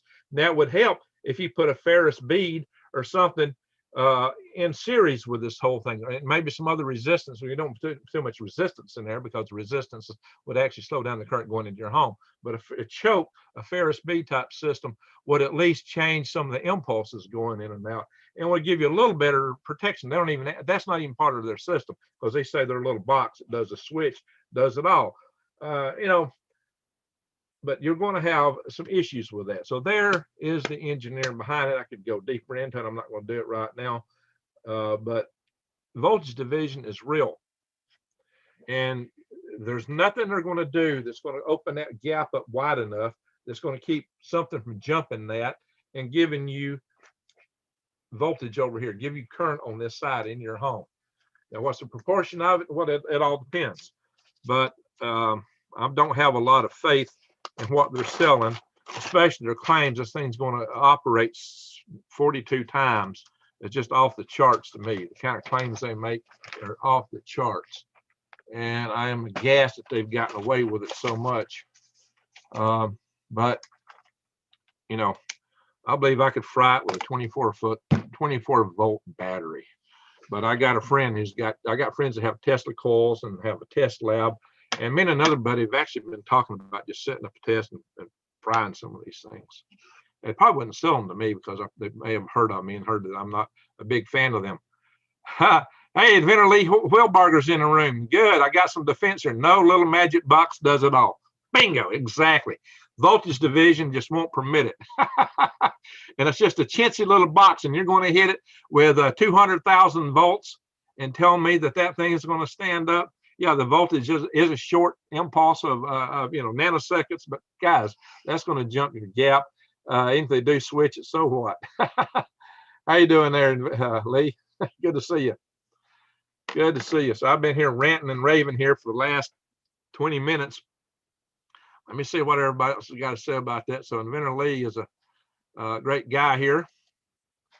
And let's see here. Bam. You're a moderator. Let's see what else we got going on. Inventor Lee, we've actually done a video together on grid defense. I just showed you the general idea of voltage division, how that works. And look, if anybody's ever seen a spark gap, show me that, tell me that electricity doesn't jump the gap or a switch gap. Just show me where that don't happen, especially with the kind of voltage levels we're talking about. So how do the physics of this device do that? Yeah, it may switch to ground, but you can't switch enough to do that. It just don't work that you're going to take everything to ground. You can take a good bit of it to ground, but only as much as that little copper wire is going to take. The wires in your house are a lot bigger than that copper wire. They may be switched off. They've actually got more capacity carrying amperage than that copper ground wire. That copper ground wire is designed to take a lightning bolt, and a lightning bolt is pretty significant, but it's not designed. But you can still fry stuff in your house if you get hit with a lightning bolt. That's just keep your house from burning down. Now the E2 wave of an EMP is like a lightning bolt, but the EMP have E1, E2, and E3 waves, by the way. But it's got, you're going to get a 1-2 punch. You're going to get the short wave stuff, and even if you stood up to that, the long wave that's going to follow it up would still fry you. How they can claim that you're going to be able to withstand 42 hits beats me. Sandfoot says wire size. I'm trying to go back up and see what I'm missing up here. A class action lawsuit might be in order against them. They might wind up losing their houses, everybody that's been involved in that operation. You messing me, you suddenly bet off something. I'm gonna tell you that, because I don't know anybody that's serious and knows this topic area that's buying in to what they're selling. I don't know anybody. When Greg speaks of this, I have no doubt of his words, says Standing Foot. There we go. Living downstream of dams. Yeah, I wouldn't want to do that. If you could count the whole Tennessee Tom Bigby waterway, it is more than that. It flows all the way to the Gulf of Mexico. Yeah. I've definitely crossed that a few times. But you would have to unplug the power lines. Yeah, just disconnect, go off grid. Just don't even have them go in your house. That's the best way, because you don't know when the MP is going to hit. So everybody should have it, their goal to eventually go off the grid. The electric company is eventually going to cut the vines that wrapped all around the telephone wires in my house. Yeah. Small wires act like the fuse. Exactly. Exactly. That's why I said have something that the wires to it are like speaker wires, or the wires for a mouse. I mean, they're wires. Just look at the device. Look at the devices they sell. Their wires are like this mouse wire. I mean, good grief. How is that supposed to carry any current at all? Of course, they're going to say, well, it's so quick, now voltage is so high, there's no current behind it. Really? Really? Yeah, how are you going to guarantee that to me? That whole power line is like a collector, a big antenna. It's taking all that signal. And when that signal is 200,000 volts per meter, which the MP super weapons put out. Now, some people are rating stuff at, the idea of the old concept for the volt, 30,000 volts. Maybe that's what they're aiming at, but that's not where we're at, guys. It's going to be a lot more than that. And I don't even think they can withstand the 30,000 volts. If I recall right, the New Madrid fault runs the entire length of the Mississippi River. Ooh. Yeah. Well, it's principally up in, it may, but it's principally, of course, around the New Madrid area. Jason, on the right side, the line running from the power pole to your house might function as a fusible link. It might. That's true. That's true. Uh, Guys, look, one of the things I did when I was doing these balloon launches, the rockets, is we built what we called a Chomey Launcher to try to hold the balloon down for launches on the ground before we started running with the wind on the decks of boats. If you can match the direction and velocity of the wind, then you're basically in zero wind, net wind on top of the boat. You can just lift, inflate a balloon straight up without any special handling equipment. But otherwise, you got to be able to hold it in such a way that it don't get knocked to the ground by winds. So we developed this system with two rollers that we would kick it apart, and it had a big styrofoam peanut in there that we wrapped a balloon around with, and it had like a brake on this roller system where we could let the balloon up a little bit at a time, and the resistance of the peanut would keep it from going too fast. So this ginormous styrofoam peanut. So to build that ginormous styrofoam peanut, we basically glued several sheets of styrofoam together, and then we cut them with a hot nichrome wire. Well, so you had to have a high voltage, but a low current. You couldn't have a lot of current in that wire, but it had to be high voltage. But it was all regulated by the rheostat, big rheostat with a big knob on it. So we would cut this wire, and this stuff would cut like hot butter under the heat of that nichrome wire. But one day I accidentally just hit that rheostat knob with my elbow, and that wire went through a phase transition. You know, you heard there's three phases of matter.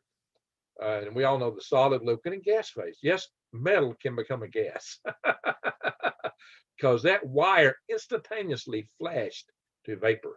It was like a flash bulb. And the old cameras used to have all that little wire in there, and you'd hit them with a spike, and it would flash. It was exactly the same thing. The whole thing went poof, and all I saw was vapor. Oh shit! Oops. There goes my nichrome wire. Got to get some more nichrome. So yeah, it was just a big frame. We had a big frame with insulators on it, you know, and it's kind of like a big keyhole saw, or what do you call it? You know, that you not a jigsaw. What do we call it? What's the word for that?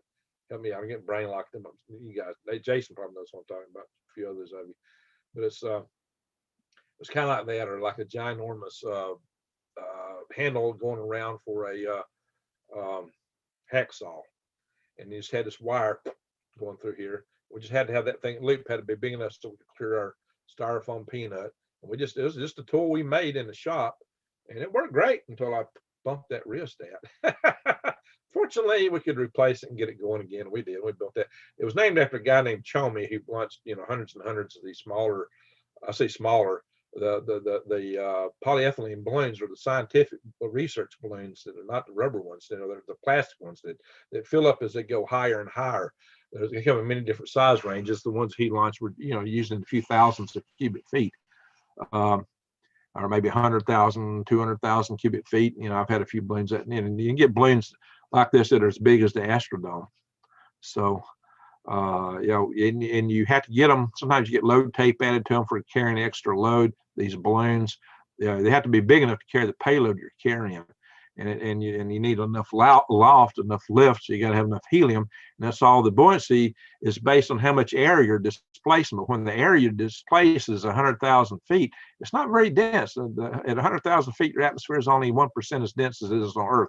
So if you're trying to have a pound for pound displacement of air, where it's almost already a vacuum, it takes a lot of volume. So the highest weight the balloons used to lift is about 8,000 pounds. They come up with this long duration balloon. It's called a ULDB, ultra long duration. It's a high pressure balloon. It's not a zero pressure balloon like the ones I used to fly, which have an open vent duct at the bottom. This one was built where it could withstand a little pressure, and it would last longer. I think they got those things possibly up to 16,000 pounds. They had told me at Raven Industries, which is now Aerostar, that they could even build the other balloons where they could carry up to 16,000 pounds. I was really interested in that because I was looking to see how much I could scale my rockets up to be launched from altitude balloons. Most of my rocket guys hated the balloons though, because they just like to launch straight from the ground. They got more kick out of that, and balloons just extra complication. But it gave us quite a leg up in our performance. Okay, enough of that. Let me see what people are saying. I'm gonna try to scroll back down. I scrolled up trying to see what people were responding when I started talking about voltage division. If there's a flood, I can make my truck float. I will have electricity as long as I have access to gasoline. Okay. Well, you know, most trucks don't float. I hope you got a good one. You better make sure of that. There are vehicles that will float, but most don't. Most float like a rock.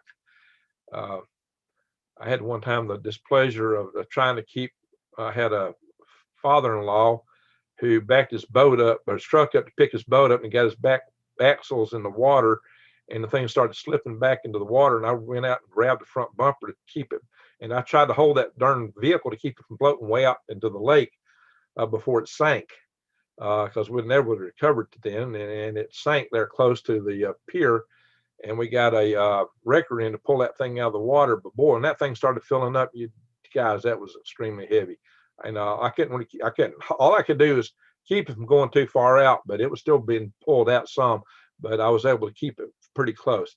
EMP from the sun, there's lead time. Yeah, well, if you know, but a natural EMP, well, there's some question about what we'll know. That was covered in my Power Grid Defense Conference. Some of the solar scientists said, you know, there's some things you don't know until just a few minutes ahead of time in terms of actually what's coming at you. Good Faraday cage, metal trash can will lid. Yeah, they'll protect your components, but it may not protect your house. It will protect your components themselves. Green Greg's quiet as a mouse now. Oh, I'm quiet as a mouse. Let's see. They'll have to. Oh, that must have been when I was doing my drawing. Well, the garbage can float. Yeah, if you got it sealed. Where the water don't get in it, but it starts filling up with water, it's going to go sinky, sinky. See, frozen, I know volcanic ash in the air will impact growing conditions. Yeah, it definitely can. So what you're talking about, sulfur dioxide is the primary culprit from volcanoes that can cause the temperature to plummet. Let's see here. Tiffany Harmon, I will look you up with the common law documents to move your claim, Greg. Oh, okay. Thank you. So if I get sued, you're going to help me out. I appreciate that. Yeah, I may get a letter in the mail here in a couple of days after this little session. I like that Vulcan attitude. Well, yeah, I just, you know, I don't back down, stand my ground. I might have heard Ransom playing that in one of his videos that I was in. Matt Grundy is a time traveler. He just might be.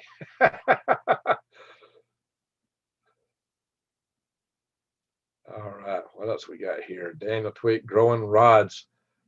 Grounding rods have to be at least 8 foot apart or they can arc over. Yeah, you can do that. They can arc between them. That's, guys, arcing. Show me where you get high voltage. You don't get arcing, guys. Oh, I just sounded like my dad. Oh, the class talk.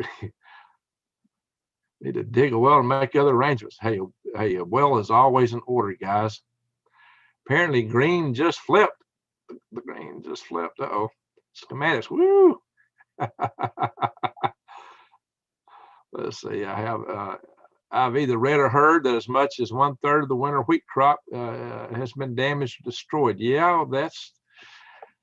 Yeah, Christian will probably tell us something about that. So probably have a video with him soon. Parallel adds up. Yeah, Ohm's law, V equals IR. Yes, sir. V equals IR triangle. Exactly, Andrew. Exactly. You'd be surprised how many people I've interviewed that don't know V equals IR. I would draw a 10 ohm resistor and I put a 100 volt battery there and say, what's the current? You go, oh, I wouldn't know that. You're supposed to be an engineer. What? I knew that before I went to college. Come on. Oh, I wouldn't know that. Yeah, that's okay. If you can't tell me that, then don't put in for a job around me as an engineer. So he can make his little cartons. So now I'm back down to where I was before I scrolled up. JR Green, if somebody tells me to conform to the narrative, I get louder. I hear you, buddy. Thank you, JR. Delta Jungley. I saw a video years back on YT where they were wrapping copper coil and it could apparently power itself without being plugged in. Well, you got to have some way to grab the power to make that work. Let's see. Ellen Story says an MP will take out the computer chip in your vehicle. Yeah, it can. Now, your vehicle is something of a Faraday cage and sitting on rubber tires. So we've not really done adequate testing of these vehicles to know the full range of effects on vehicles. It's going to vary a lot for the make and model and the circumstances, how it gets coupled with the waveform when it goes through. Some cars with computer chips are expected to survive. So it's going to be kind of random what survives and what don't. The best way to have a vehicle that survives is to have one made before 1986, like my Betsy Blue, except for Volkswagens. Volkswagens had diagnostics in them from way back. So Volkswagen, they advertise that as being smart. Not enough time, says Liive Barger. Yeah. So what else we got? Richard Bell, I float under certain conditions. Hey, me too. Hey, I can lay down on them. I can lay down in the pool and just lay back in and float. I can do that easy. I can do that when as a skinny guy, guys. Project Mercat, is that the name of the big satellite being launched this year? Tiffany, I don't know that satellite. It may be. I'm not keeping up with every satellite out there. There's so many of them. Watch for Mount Venetius and Mount Paley in the Caribbean. Ooh, we don't want that to go off. Mount Paley is really close to us. They go off at the same time. Every case, you have 90 days to evacuate the West Coast before it gets wiped out. Well, you got a timer there. If you see them both go off at the same time, that might be a suspicious thing because it's not what normally happens, but it could. Simple trig. So let's see. It won't happen. Don't worry. What won't happen, Delta?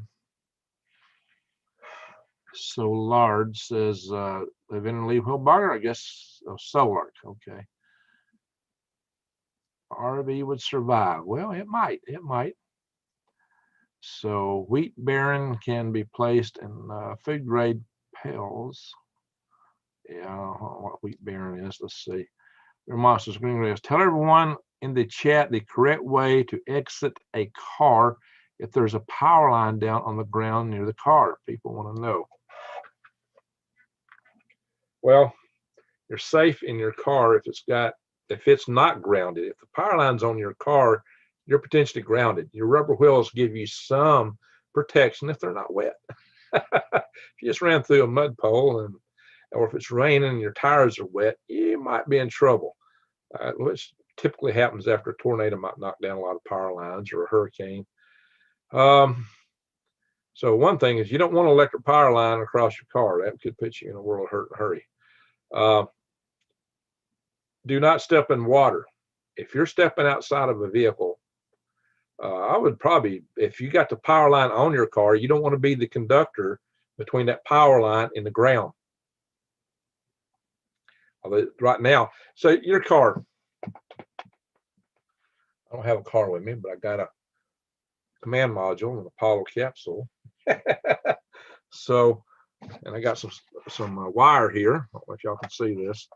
Let's say this wire is laying across your car and it's touching the ground. Then that's a path to ground. Well, the current is currently going through that, and that's the lowest resistance. So that's where most of it's going to go.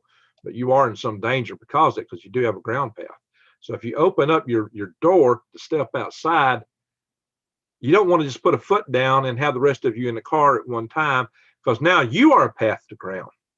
I would kind of leap out with both feet onto dry ground. If you leap out onto wet ground and this wire is on the ground, then you might get fried. You might get fried. So it's going to be very situational, contextual as to what's happening. What you don't want to have happen is for you to become the path to ground for electrical current. If you become the path to ground for an electric current, especially coming out of a power line, you will be a crispy critter like instantaneously.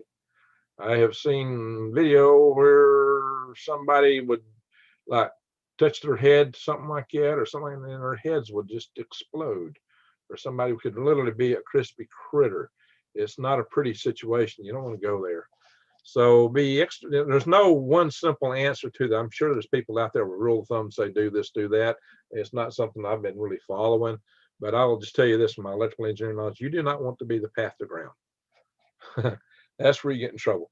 If you walk up to something that's got electricity, like there's a ground wire, like in a refrigerator, maybe one of the wires got rubbed raw and is touching the chassis, and now it's electrified the chassis of the refrigerator. When you walk up to it and touch that refrigerator, now you're the path of the ground, you get shocked.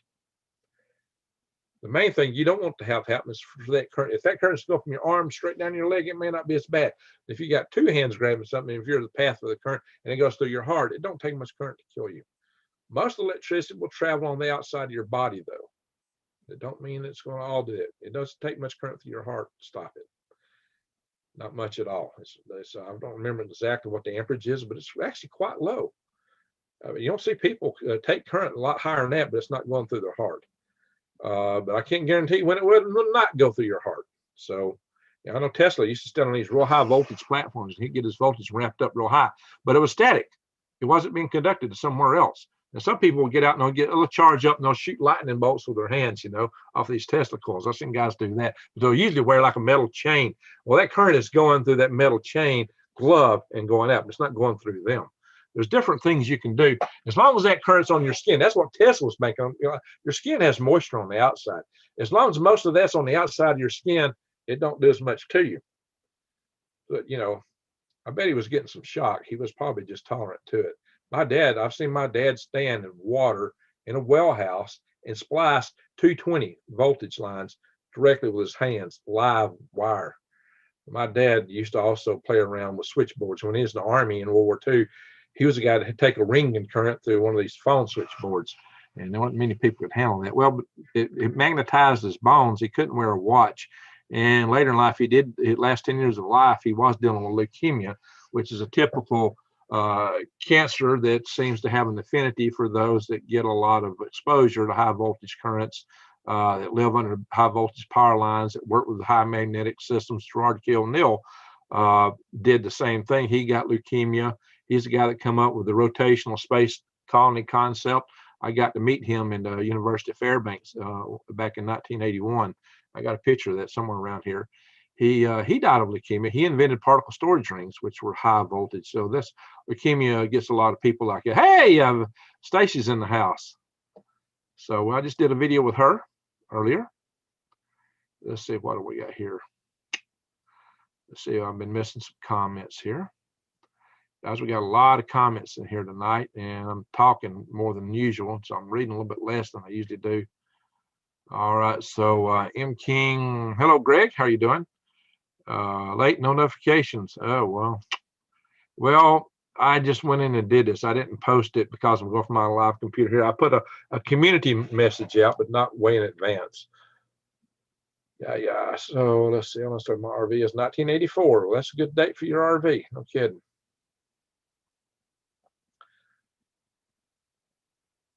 Yeah. Well, I got my old Chevy 1-ton truck. So yeah, there's not much electronic in it, my friends. Nothing at all. So that thing will be pretty strong there. So let's see. Now Stacy says, Greg, I want everyone to know there is no winter wheat loss. Okay, winter wheat planted in the fall grows. Yeah, it does grow in the spring. No, Stacy's right about that. So it's usually not just barely coming up right now. Crop loss claims are false. Not very good. So winter wheat is harvested in the spring, sometimes late spring around here. They didn't plant hardly any. I didn't see very little winter wheat planted here last year, though. I don't know why. Maybe not. They usually would plant it and then grow soybeans in the same patch later. I saw soybeans this year, not as much as I had some years in the past. So I don't know what's going on. I think maybe it's just cotton is getting so much profitable again that cotton in my area is beginning to displace some of that stuff. But the cool thing with the winter wheat and beans was you get 2 crops a year. Or soybeans is kind of, I bet Bill Gates loves soybeans. He'll turn everybody into soy boys eating this Franken meat. Then you'll have no masculinity whatsoever. I eat Franken meat. I'm a soy boy. I eat Franken meat. Bill Gates feeds me. I love Bill Gates. Remember, guys, this is a live action role playing session. Yeah, so that's all right. So let's see here. Jasoners won't even have enough time to realize you made a mistake. Well, now that is true. These things happen instantaneously. Just keep going off. We may not have enough warm weather for crops to grow. If you get enough sulfur dioxide in the atmosphere, it's got to kick it up into the stratosphere. And it takes really super volcano or really strong volcano. Tambora that went off back in 1816, I believe it was, created the year without a summer. There were crop losses all over the northern hemisphere in the summer of that year because they had frost in the summer. And it may not be that cold overall, but you get a little cold snap every now and then. It's all it takes to disrupt your crops. So path of least resistance, that's where current flows. Even water takes a path of least resistance. Greg, you just got here, saw 110 blow off a finger. Hand got stuck right through it. Yeah, buddy. Yeah, buddy. Guys, I used to work I worked for about a year and a half for a company, and who built industrial parts washing machines. And I was the head electrical engineer, and I had a group of one or two people that worked under me, varying, usually one guy. And they had so many different designs, and they would customize them all the time. We built everything from little bitty desktop ultrasonics things to stuff that would go to Ford and other big automotive manufacturers. You might have wash tanks bigger than this room. You might have several wash tanks. You might have a big chain hoist that run through on a rail that would run overhead, dip and rotate, dip and rotate. And then we had a machine that had, we called it the CRB. Everything was built inside a machine. It had like different wash tanks and washed everything and dried it in one chamber. And you'd have drying processes. You'd have different dips sometimes with different chemicals for different things. It was a very complex system. Everything was controlled by programmable logic computers. Even the big chain hoist, that thing was roboticized essentially. And we had to put in light tables, light curtains. And we had limit switches, so you knew when to stop things. There's all kind of sensors we integrated. Actually, the work technically was fun, but it was a sweatshop. Man, I worked 80-hour weeks there every week, and it burnt me out. They didn't pay you that much. You work your rear end. That's what happens in the industry, and it was intense. But if you have a 75 kilowatt electric dryer, you're drawing like 400 amps. A lot of our machines drew real high voltage, and you'd open it. I'd have an electrical panel the size of this thing or bigger. Sometimes we'd have several of these, and you'd open that thing up, and it would have contactors inside that would switch in and out. You put a current to them and a coil, and it would control whether it made electric contact or not. You put a current on it, it'd draw those contacts in, and it would carry the current through. And it's kind of like the transistor I was talking about earlier. You put a little base current on here, you put a little voltage on, activate a coil, and it would draw contacts in, and then you conduct. Well, these contacts are hot. The wires coming in that machine are hot. If you open that cabinet, we're each in, if you accidentally touch something, I had to open those cabinets all the time to assess various things because the guys putting them together sometimes would change them and throw something else in there I didn't design for or something like that. So what's happening to those cabinets quite often? If you were to trip forward or accidentally touch one of those contacts, bye-bye. You would fry. It was just like that. It would be bye-bye. You couldn't do it when the machine was hot. Now, technically, a lot of places have log out, tag out procedures to limit what you could do in a machine like that. But the thing that used to scare me is the plant owner and his son, who was supposed to be the chief engineer for that plant, they would walk up to machines and just start flipping switches, turning things. They just walk right off the floor, right up to machine and start activating switches. There might be somebody in one of those tanks working on a rotator. They did that a couple of times. They injured a couple of people doing that. That place was off the walls. It was interesting.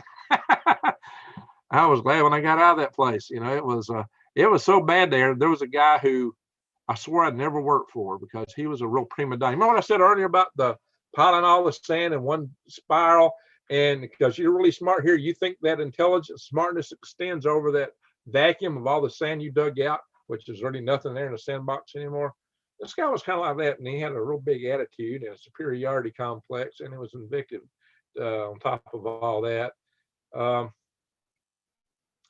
and I worked next to him in a previous job, and I saw how he treated people work for him. Boy, I felt sorry for him. Boy, I never worked for this guy. After working for a year and a half in some place, one day this guy calls me up out of the blue. Greg, you want a job? He said. I said, sure. I just went to work for him. I jumped from the fire to the frying pan or something. Like normally you tell you don't jump from the frying pan to the fire. Yeah. So I went to work from him, and it was interesting. It was interesting. Yeah, he would only, he was real snobbish in a way. He would only drive BMWs or gold wing motorcycles. He had a severe superiority complex, and I told all my buddies, I said, this guy is nuts. He's insane. Oh, no, he's not insane. He's not nuts. He's not crazy. One day after I left the place, one of the guys called me up and said, you know what you said about him? I'm not going to say his name. I said, yeah. Well, he just checked himself into the mental hospital. They said, you were right. Well, I told you. So anyway, that was interesting. So yeah, he was one of these guys hit firing in New York Minute, So I was always kind of walking on the eggshells around him. But when I left, they had a big party and they invited us all to it.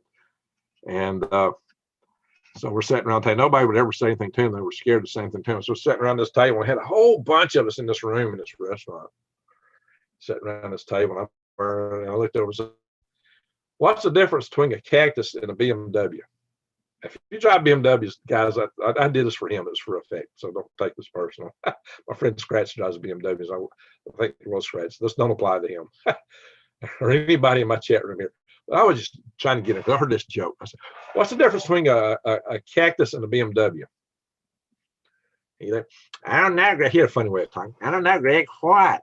I said, on a cactus, the pricks are on the outside. Oh my God, people at the table spit their food up and they started rolling on the floor laughing, and all you can do is just look at me. I got him. But anyway, yeah. So let's see here. Stasis, LOL, soy boys right up their alley. You got it. I love mushrooms. Hey, mushrooms are good. There's nothing wrong with mushrooms. Mushrooms aren't soy. So 30 to 60 million buffaloes roamed North America at one point. They passed gas. No kidding. We're told cows are going to destroy the world. We got too many cows. They make gas, and it's going to. Cows are our biggest problem, our biggest source of greenhouse gas. Cows are going to run the universe. If that's true, we should posthumously award the environmentalist of the millennium, environmentalist of the millennium award to Bill Cody, because he saved the entire universe by killing all those buffaloes. He saved the planet Pluto from global warming. I've been facetious, guys, but I'm just taking their logic and turning it around, guys. That's all I'm doing, right? So there you go. See, a lot of the stuff just don't make sense. A lot of the stuff you hear, a lot of the stuff they tell. Like recently, I saw a report. Sharks are going to extinct because baby sharks can't stand the waters. The waters are too warm for baby sharks to live in. They won't survive. The sharks are going to go extinct. Really? Sharks existed before the dinosaurs. And after the dinosaurs, 55 million years ago, the Earth was the hottest it's been in millions and millions of years before. It might have been harder before the dinosaurs come along, back in the days of the 20-foot long centipedes and millipedes. But are you kidding me?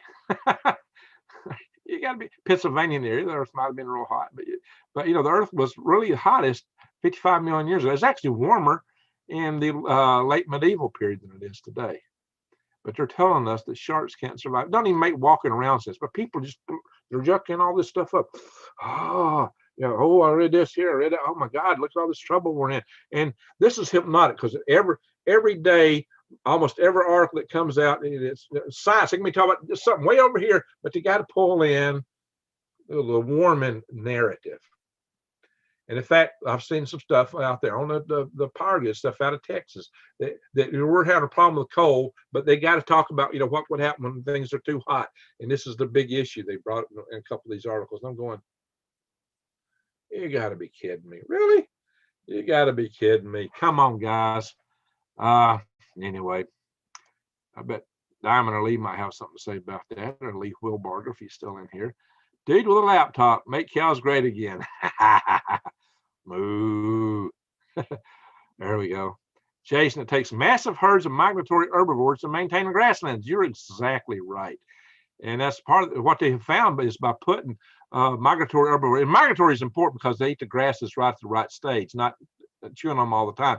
If you go back and look at the Joel, what's his name, Sarton, he does a lot of his renting land videos about cattle and stuff like that, moving around through various pollards. He talks about this and how to optimize your grass and your cows. That's what happens in nature. And in the savannas where the cows are at, the grasses grow better than where when they take them off, the plants start dying out. They need the cattle. They need the herbivores. They actually need them. Cattle do not fart much, says Vicky Savage. They belch, yeah. Actually, the belches are a lot. Termites, termites even put it out more. No kidding. But see, it's all about control. All this stuff they put out has nothing to do with the environment. It's all about them controlling you and trying to bring in their globalist system. That is what it boils down to. Turtles lived through many times. Yeah, turtles did. Turtles did. And so did sharks. Bull sharks are born live and they eat each other inside their mother's womb. It flows like a river from the face holes of political leaders. Talking about the BS. Yeah. Boy, they are full of it. I think we could probably power Texas if we could take all the hot air from DC. It should take care of Texas, right, my friends? Jesse Figmentation. All right, Jason. Before the bison, the savannas of the Americas were maintained by mammoths. There you go, all the way down to South America. Yep. Mammoths and mastodons. Dude with the laptop. Thank you, sir. Another super chat tonight. Well, we got a lot of super chats tonight. I really appreciate that, guys. Really appreciate that. That's awesome. That is just awesome sauce, big time. Ellen Story says, I had discussed with a vegan who thought cattle should be gotten rid of because as long as they're here, we'll eat them. There's no real logic to it. Okay, guys, let's talk about this. Because we're so worried about how they feel, we should just get rid of them. Most things want to live. They don't want to be gotten rid of. That's extinction. What creature wants to go extinct? Now, sure, we do harvest some, but not everything. We have to have enough to keep the species going forward. And it's the same way in the wild. How does an animal live in its life in the wild? By being eaten. And when they get old and decrepit in the end, they're usually ate by a carnivore, predator. That's how most of them end their lives. Some early because they're young and they haven't got the acumen to skitter around like they need to. And a lot of them, as they get, they may break a leg, and so they can't keep up with the herd, or they just get old and they're not as fast. Maybe they get sick and they get eaten. Being ate by a predator is a horrific thing. So most of them end their lives in a really horrible situation. So wild animals, though, live in fear almost their entire life. They live in fear of that predator. That predator might be a gator lurking in the water. So you're reaching over to get a drink of water. You don't know something's going to jump out of that water and grab you and pull you in. You don't know what's hiding behind that blade of grass. Wild animals are constantly on the alert. Constantly on the alert. They're constantly looking. They live in fear all the time. A domesticated cow or pig lives in comfort. Relatively speaking, they're a lot happier than a wild animal. They might have the freedom of the wild animal, but it's really not such a bad deal for them. I mean, they're going to have descendants to survive because we keep the breeds going. Now, a lot of them do get harvested, but some of them never do. So, and the harvest should be humane. They're usually taken out. They have no idea they're about to be dispatch dog, or any if they do, you know, it's done instantly where they don't feel the pain, and they're not eaten alive. We don't eat animals alive. We're not jumping them and chewing on their hindquarters and trying to pull them down as they're running for their lives in fear. So a wild animal and a domestic animal are two different things. A lot of your domestic animals have a hard time reverting to a feral state, especially, you know, rabbits that live in cages and things like that. Especially if they're white, they wouldn't make it out in the wild. So a cage can often be a good environment for a rabbit, for example. And I've got quite a few books that go into links explaining that they're actually better off that way than on the ground. That's one author who's written the most books on. I've got a couple of them around here. But there is this whole idea that's better for animals, that they don't exist. It's kind of strange. A lot of people don't even realize, hadn't even made the mental thing that, oh, okay, I shouldn't eat them because it's cruel to them. Well, if you don't eat them, the farmer's not going to raise them. So that, again, they won't exist. Some people just say, oh, they shouldn't exist. Of course, some people think we humans shouldn't exist. I think some people are just anti-life. But this whole idea of the solution is to feed us soy burgers. Me no like that. Me no want no gate soy. I'm not a gate soy boy. I like being a man. Okay. So pardon me. I know that's a horrible thing. I'd do with a laptop. Chipped in $5. Well, thank you, do with a laptop. Thank you so much. All right. So what else we got here? Liive, thoughts on Bill Gates owning most farmland and blocking the sun. Actually, I did a video on that. Now, what he's actually paying for is some research with Harvard University. So it's still a small research project. So a lot of the people say, oh, he's not doing it. It's just a little research project. Of course, we know that could go big. And maybe he would like for it to go big. Him owning more farmland, we may lose farmland in this country from growth. The Biden administration is promoting tax policies that may cause farmers to suddenly have to pay so much taxes and inheritance taxes and other similar taxes that, you know, some of their land is worth, their capital gains tax is a lot more than what has been paid in the past. You know, their farm might be producing a meager income, but now suddenly they got to pay $500,000 in taxes. Well, they'll have to sell the farm. Who's going to buy it? Big agro. So the whole idea, like I've been saying all along, guys, it all fits this plan. They want to knock out all the little guys and have a class of serfs and a class of elites. Well, the goal of the Great Reset is global feudalism. It'll be high-tech feudalism. We'll give them a lot more control. They want to jack you into the hive so you're totally controlled out here as these guys party and live it up. So imagine that. So that's why this proposition channels help you thrive, survive, and stay out of the hive. We'll be working on that. That's one reason I started this Freedom Restoration Foundation. And so we'll be working these things, guys. And Vicky says, in my opinion, Bill G's most endearing trait is his mortality. And that's so sweet. He certainly likes our mortality. I just giving him what he likes back, right? Clay B, seems like something might mess up their DNA projects, and they get, they might. Greg's hot air from DC to Texas. You like that, huh? Yeah, we just need a pipeline. Yeah, that's what we need, a DC to Texas pipeline. DC was now the energy source. Frozen, well, hey, Travis, I'm in your appointment. Okay.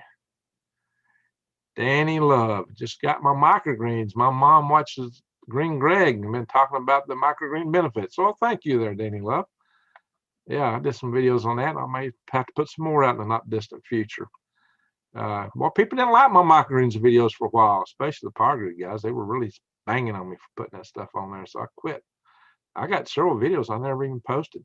Maybe I need to start rolling them back out. Speaking of getting eaten by a predator, watching Jurassic Park. Guys, the first time I ever watched the Titanic, I was on a boat out in the ocean, and that boat, we had come to find out, had got struck by another boat and cut in half on the Mississippi River and sunk.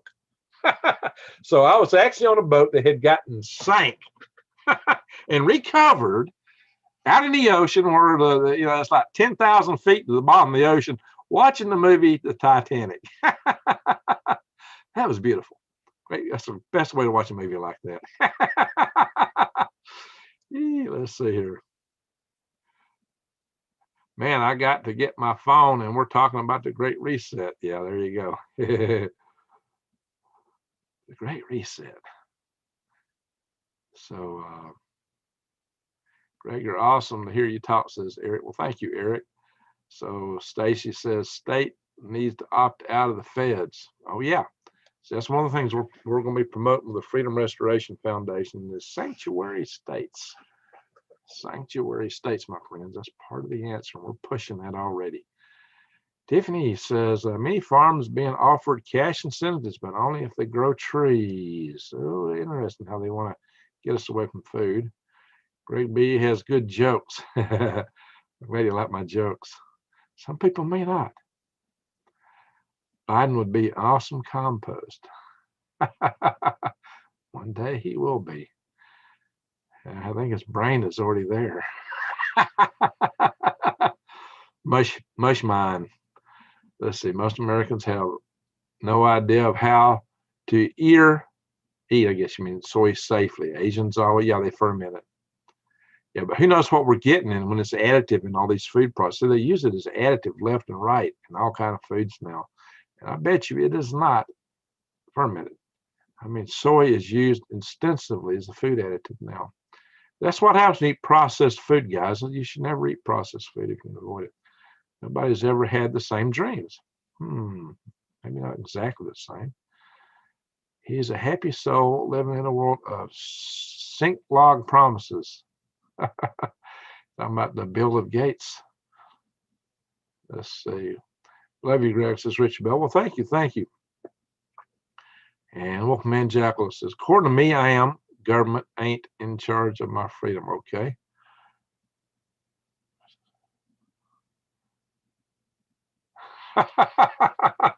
Yeah, Jeff Goldblum had some good lines. Yeah, first it's ooh and it's ah, and then later it's running and screaming. Oh, what happens when you create dinosaurs? Yeah, they're impressive until they come after you to eat you. It's like, hey, all these people I've seen talking about grizzly bears. Oh, not grizzly bears, a polar bear. Oh, look how cute they are. I just let it go, pet it, and go. Oh no, oh no, no, no, no, no, no, no. It will eat you. It may look cute and furry, but that thing will eat you in a flash. Grow trees sounds great. I'm growing trees to produce food. There you go, Jason. Food forest. Daniel, I'm very interested in sharing and discerning dreams of the body of believers. Anyone interested? Okay, Daniel, what kind of dreams are you having? What are you dreaming about? Tell us. I only have 10 stainless. Okay, Wolfman. There you go. Wolfman's looking to trade, guys. Joe Fields. Hey, Greg, 2 questions. How much longer do you think it will take for the economy to collapse? Well, they've been predicting it would collapse now for 20 years. So when they want it to. But the Great Reset plans probably really soon. And I might think maybe this spring. They're really trying to push this Great Reset real hard. And who's pushing it? The banksters. Yeah, the banksters. Who's wanting to rob the world? The banksters. The banks are robbing the world. Dual laptop. My dog won't eat my McDonald's chips. Smart dog.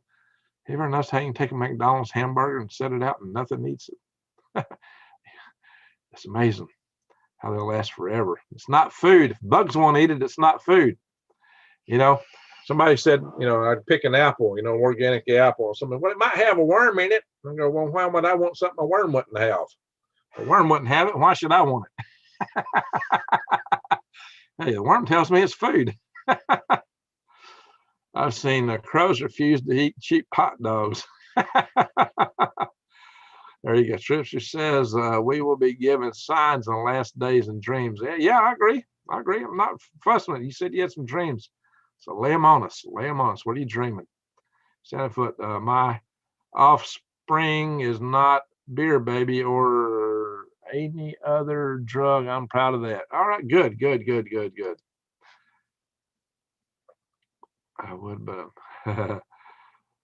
So Jason's not trading right now. Clay B, dreaming mind is really our gut instinct. So, hey, Greg, joke. What kind of wild dog meditates? What kind of wild dog meditates? Okay, so a high hyena. Let's see, hyena high. Must be something about a wolf. Whoa. Let's see, a baying wolf. Let's see, howling wolf. What would be meditative in dog parlance? Canine, fox. Okay, you may have me stumped on that. Let me think about this. What kind of wild dog meditates? That's a good question. What kind of wild dog meditates? Meditates. Do they like say om? Om. Om. Yeah, all right, I'll give you an electrical engineering joke here in a minute pertaining to ohms. Oh gosh, okay, I give up. I give up, Gorgeous Awesome. What is it? What's the answer? What kind of wild dog meditates? Bugs and birds are my taste testers. There you go. Sodium nitrates. A werewolf. A werewolf. Cute, cute. Okay, a werewolf. That's a good one. All right, let me scroll up. I'm losing some text here. Sodium nitrate feeds tumors. Yeah, that's what you get in a lot of your foods, processed foods. Greg, what do you think? There's so-called sightings of dinosaurs in South America and others. Hey, I don't know. There might be a few smaller specimens hiding around out in the jungles we just hadn't found. Clay B and I have similar dreams, and I'm sure others have had dreams. Okay, what are your dreams? See, revelation knowledge. Well, you're halfway to eating Bill's diet, half soy, half bugs, half worms. Wile Coyote, says Adam's Patch. A werewolf, though. That was the answer. A werewolf. Hey, Woken Woden ought to know about a werewolf, right? A dingham, said Daniel.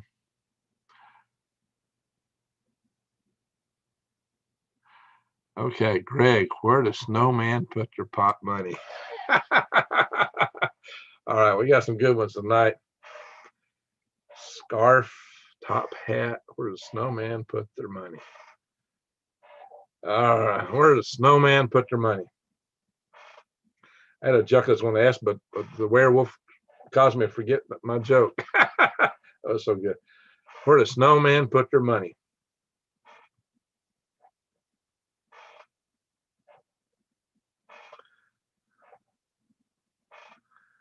I don't know. Where does the snowman put its money? Do you remember Dr. Rife? It is. Oh, yeah, Rife. Oregon Energy. So Amanda, oh, Amanda. Amanda's here. All righty. She's laughing. She says, dude, your sons and daughters will prophesy. You don't mean, yeah, I agree. All right, Daniel, where you dream Frozen? Well, you should definitely read the book of Revelations. I read enough Enoch. Okay. Danny Love, what are you seeing? Richard Bell, I was on the radio 2 times tonight. All right, good. What was you covering on the radio? Yeah, my worms work for bait fishing. Red worms, that's what the old timers all used to fish with. Bleach blood worms are alien-like. Ah, okay.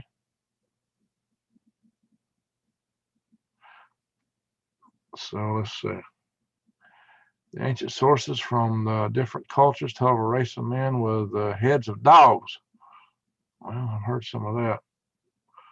Well, what was our answer to our question? Did somebody put it up there? I just missed it. Dr. Royal Rife, frequency secure stuff. Okay. Bloodworms are best. Yum, says dude with a laptop. Oh, and snowbanks. Okay. Yeah, you answered that and I missed it. And snowbanks. Ah, that's good. That's good. And snowbanks. Yeah, I missed that answer. I had to scroll back to find out. That probably been answered by now. Joke time. I'll remain silent, write jokes, and wish not to corrupt my. I'm very evil at jokes. Snowbank. Spot on. I was involved in Jacobson resonator. Okay.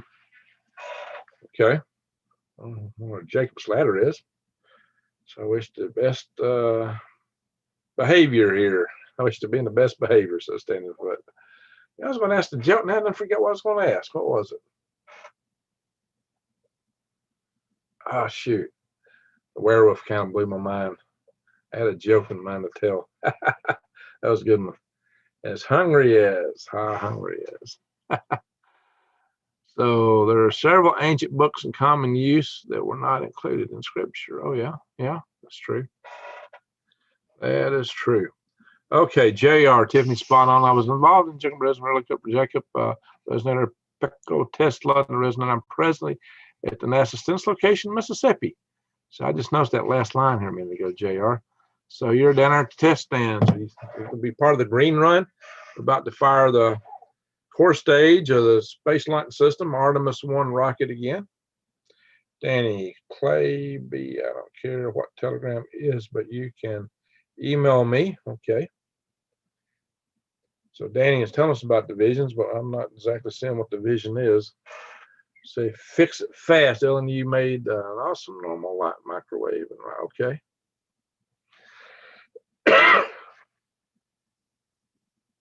Yeah, I do need to get to my greenhouse a little bit. I got to fire that thing up because it's snowing outside. I don't want the snow accumulating on it too much. We're getting a pretty good snow outside right now, guys. It might convert to rain later tonight, but it's snowing. Let me check my one here. Let's see if it probably still says it's snowing. Yeah, it's like 28 degrees. So it's definitely still snowing. So it looks like it might convert. Oh, wait a minute. So we got rain mixed with snow now, so it's warmed up to 32 degrees. Well, I may not have to fire up the greenhouse after all. It's warmed up a little bit. Of course, if it's freezing rain, I got a problem. Yeah, probably a good thing to go out there and fire it up a little bit. And regardless.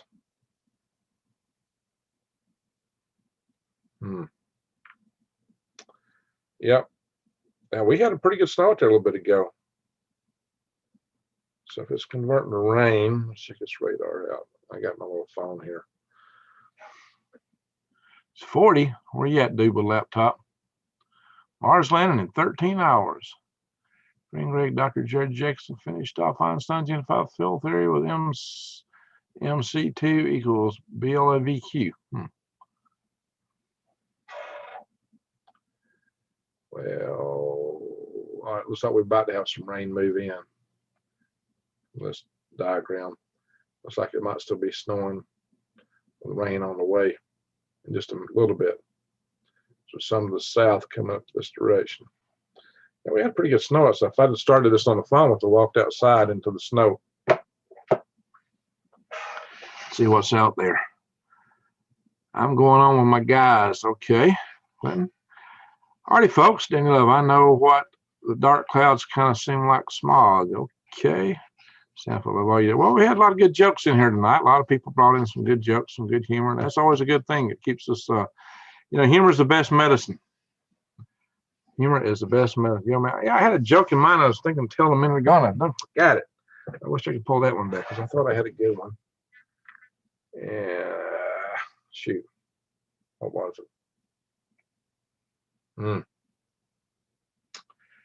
Well, right now I'm getting focused on needing to get outside. You should get one, said Amanda. Yeah, I think I need to run outside and because I got to carry some fuel out to the greenhouse. So what I might a joke about, that's it. Thank you. We are monsters. It was a joke about ohms. Thank you. Okay, you got a joke coming. I've actually said it before, so somebody might get it. Why is it that yogis can't fly? You got a hint. Big hint. I've told it before. Do, do, do, do, do, do, do.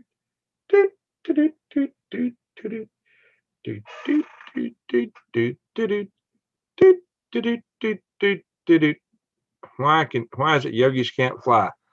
Hope you and yours are well to be. Okay. Why can yogis not fly? So I'm waiting for. Now there's a little delay here with the text coming.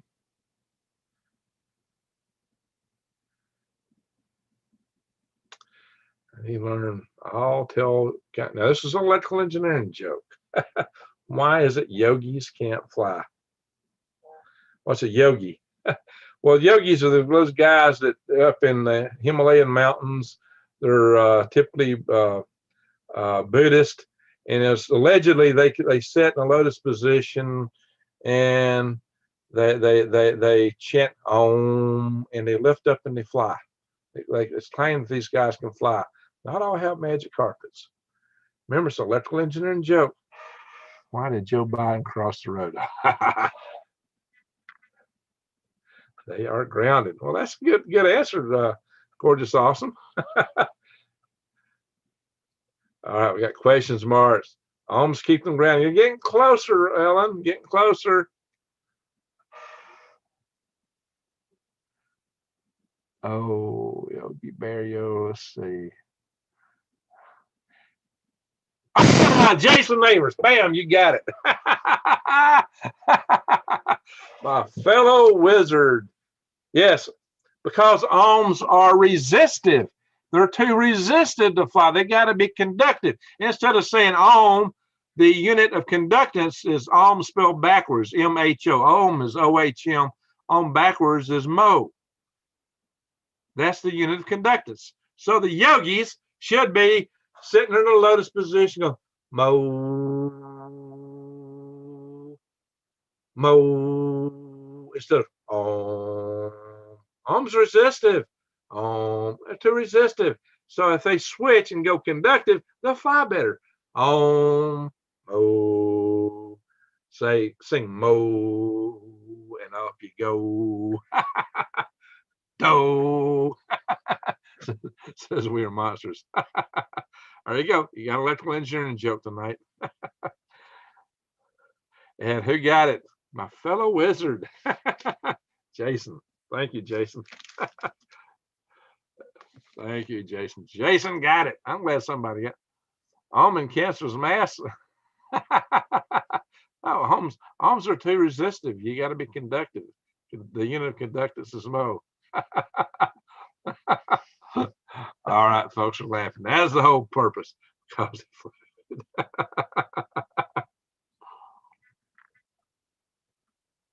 All right, we're just having fun, guys. It's just fun. Just fun. We're just having fun. Don't take it too seriously. Yeah, Jason got it. Jason, hey, check Jason's channel. He covers some really good material. Jason has a little poem he read about the ladies, the wives of the soldiers that made the bang bang powder. Maybe he'd like to type his little poem in.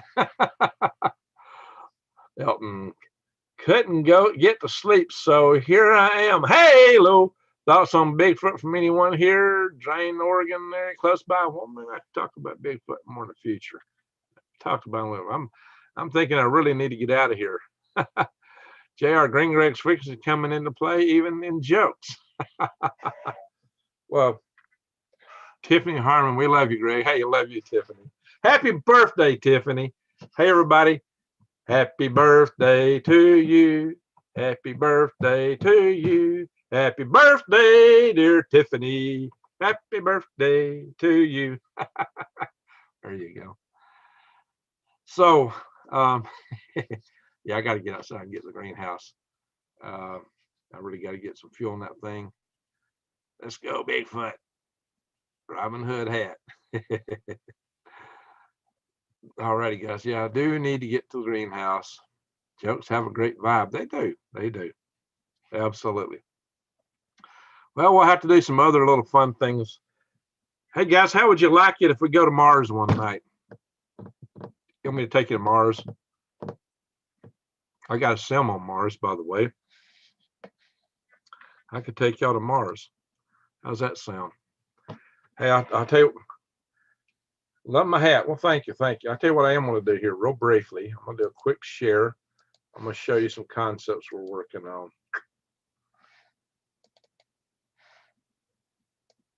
Yikes. There's a lady from Tunisia, Africa, who's doing architectural drawings of my universal habitat concept. And she is running the process. This is something I would put in my Venus habitat or on Earth. It would work either way. It's scaled to a derivation unit. And what I call a derivation unit is 1/10 of an acre. Good for feeding 4 people and growing enough food to make a living off up to boot. This has an interior conservatory in it. So let's see if I can scan through these pictures here. Flip for me. Oh, there we go. There's some places I might put some little grate for skylight. That grate for would work for skylight, but you'd have to have a stained glass or something underneath it so it don't, or something so you don't look industrial. So that would be the challenge of using. That's what a conservatory looks like inside. These are some of the architectural drawings inside this home. And that's the same thing. This is the back section here. That's the conservatory. This is a home you can make a living out of, live out of. That's some of her other concepts. So I just take me through everything in this directory. That's the vernal sphere. That's sustainable harvesters, not sustainable stewards. A greenhouse not too far from Houston. I took that photo myself. That's a deep water culture greenhouse, by the way. All right, guys, I'm hoping to get, she has some real pretty pictures. I must be going in the wrong direction in my flips here. That was my version of it earlier, what I drew out. So she's added to that quite a bit. And this is how I'd include it on a terrace. And that, my Venus habitat, a floating city in Venus. Bing. I got a presentation on that in Galactic Greg's. So let's see. She has a lot more pictures in here. For some reason, it wasn't moving. Now things are moving. Let's see if I can get to the other pictures that she did. There we go. Look at that. Look in the front door. This is actually going to have another level to it. She only drew this as 2 levels. This is tended to be 3. This is a photographic rendering from the 3D model she's generated. Her name is Afif Beji. It's kind of a French name. Isn't that pretty right there? This is the stuff she's working on. That's some hydroponic session of it. But look at that. I saw that and I had to download it. People from Outer Space, and it's got Allison on. I don't know what that's all about. I think it's some album cover. See, you don't know. So just thought I'd share that for a second. Hey, Lou. Hang a rocket from a balloon and off we go. We're going to fly out a rocket into space. We're going to begin the amateur space race. Let me shut that down. Let me go back here and see what everybody's saying. Get back to the chat room. Oh, where did chats go?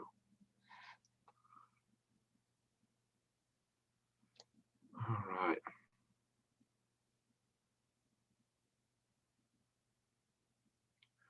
Yeah, guys, I'm planning to build one. I'm planning to build some of these.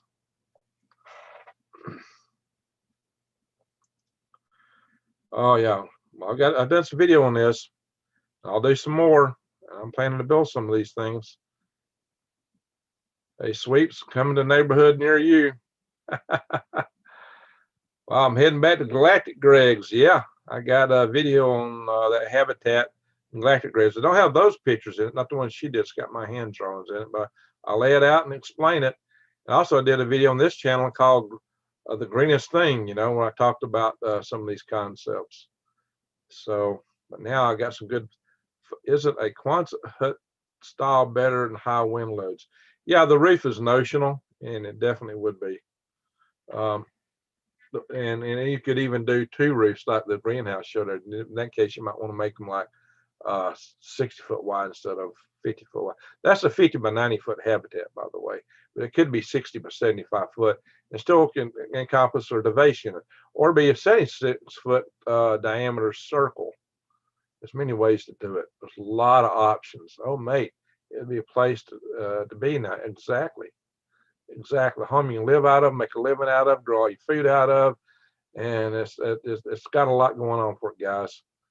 Mars has Greg gone comms. Yeah. All right, Daniel, trumpets being sounded. All right, guys, hang on. I'm gonna do one other thing here. Give me a second. This is gonna be kind of crazy. I'm not going to go much into this tonight. We might do this on a separate video in the future. I can get this thing launched. Hang on. Hope my memory's not too socked for this to launch. Using a lot of memory right now, so this may not open. This computer's memory challenged. That's what happens here. Yeah, I need to get out of my greenhouse. Ready to go, but I'm going to show you this real quick if I can get in here. This will be just a teaser. You might have seen a little bit of it in the video. Oh, come on. I have to shut some stuff down to do this. Wait a minute. I think it's taken. I'm about to take y'all someplace. I'm about to take a surprise trip with Green Griggs. I may have to put on my galactic hat and make this work.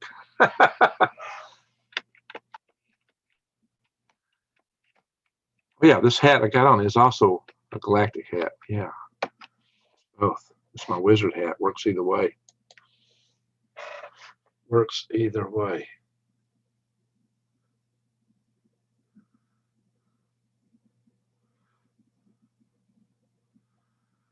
Now, I might run into some people where I'm going here. If I do, it might be interesting.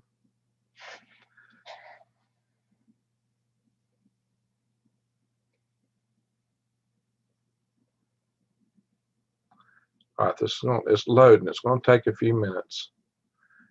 It's probably running slow because my memory is really loaded up here. Dun dun dun dun dun dun dun dun dun dun dun. Let's see here, guys. Hang on. It's going to take it a minute. It's still loading. Dun, dun, dun, dun, dun, dun. How do you get power? I'll just open the chat room up. How do you get past the Van Allen radiation belts? They are belts. They're not spheres. They're mostly in the equatorial region around the equator of the Earth. Yes, exactly. Daniel got it. You just fly over them. No, you don't unbuckle it. You fly over them. Yeah, they're not. The densest part is right around the equatorial regions, and the density starts falling off. You don't have to fly all the way over them. You don't have to go to the North Pole. You just got to fly over the densest part and go through it fast. Been done, yes, and it will work. So hang on. Let's see if it's loading. Oh, what's happening? It's loading, but it's kind of slow.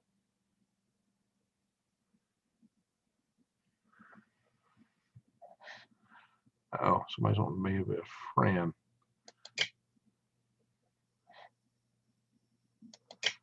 Okay, I'm not alone where I'm going here, apparently. Okay, guys. I'm about to do a share. Where's the sound at? Oh, I've muted this computer, probably. Is it muted? No. Well, I've not got sound. Maybe it'll come up here in a minute. Okay, guys. I'm about to do a share if this will work. Let's see.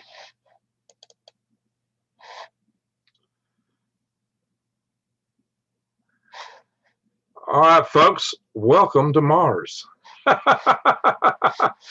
Welcome to Mars. I hope you're able to see what I'm showing here.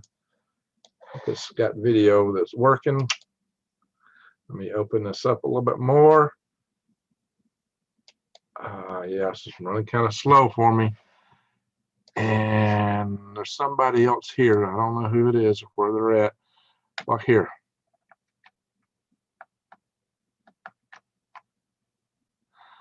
Look at all the screens. You can stop. You can turn around. This is my avatar. If you want to see what I look like, let me walk back to the camera. See, I got a white beard and red hair. Where'd that come from?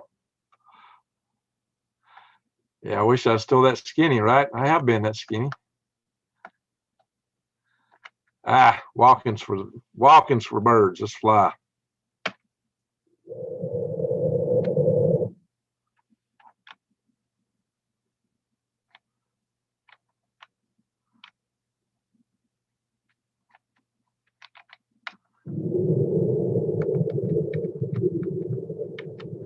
Dun, dun, dun, dun, dun, dun.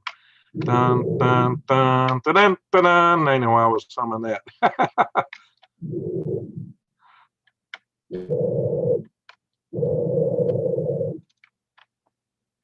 And there it is.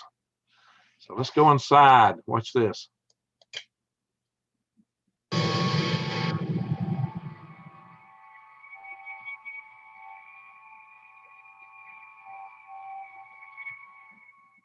Did you know green Gregs could teleport? Did you expect green Gregs would take you to Mars? Oh, I'm still flying. So let me go up.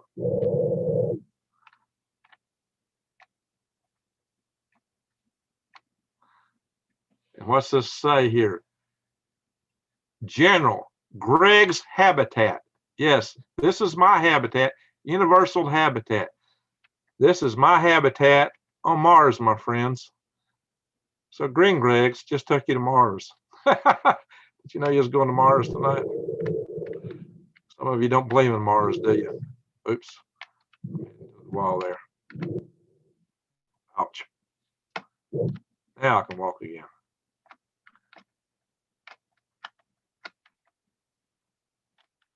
Back up. Let's look out over this thing.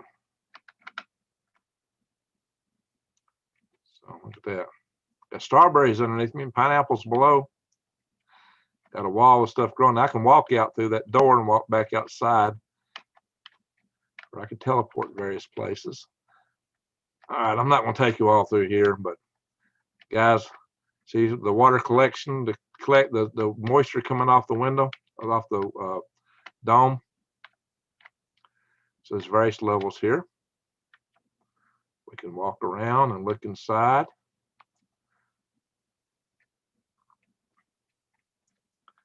We can just run downstairs.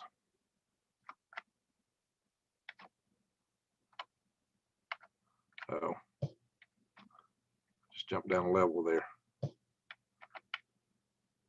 back on the stairwell here.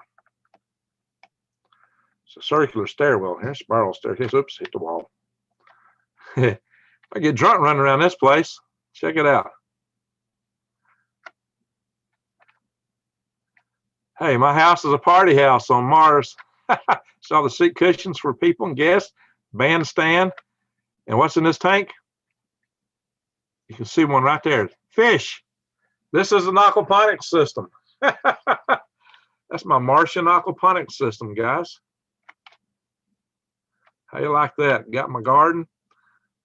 Got my bandstand. All right, I can show you more in the future, but for right now, it's late. I got to get out of here. So we're going to leave Mars here in a second. I got to figure out how to quit this thing. So hang on. Bye-bye, Mars. All righty. We just zoomed out of Mars, guys. Hey, Lou. Hang a rocket from a balloon and off we go. Let me go back to the chat room here. Look at what you guys have been saying.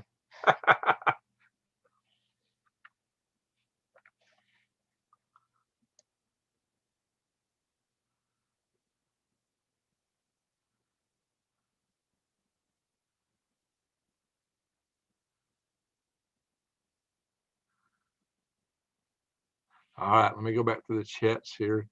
Kids rock, LOL, fun times, fix it fast, take care.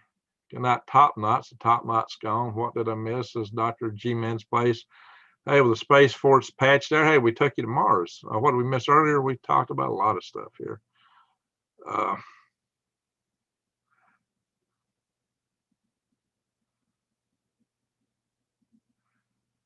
weird question. I left eggs out in room temperature for 4 hours. Yeah, this ought to still be good, Tiffany.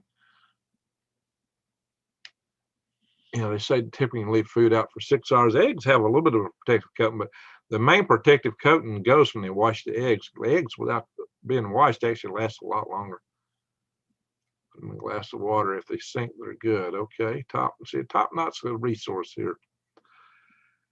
Chris, I'm not seeing anything yet. Yeah, I took a little bit for it loaded. It must be the dark side of Mars. All right, come on, guys. Hope y'all saw all that. Having fun, Greg. Whoosh to Europa, y'all. Okay. So, let me see.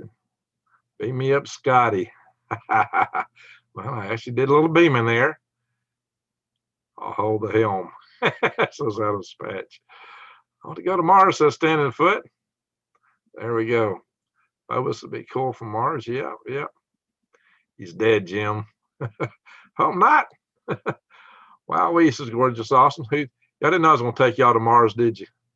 In a habitat like that. Amen, amen. No, that wasn't playing vids. I was in a simulator.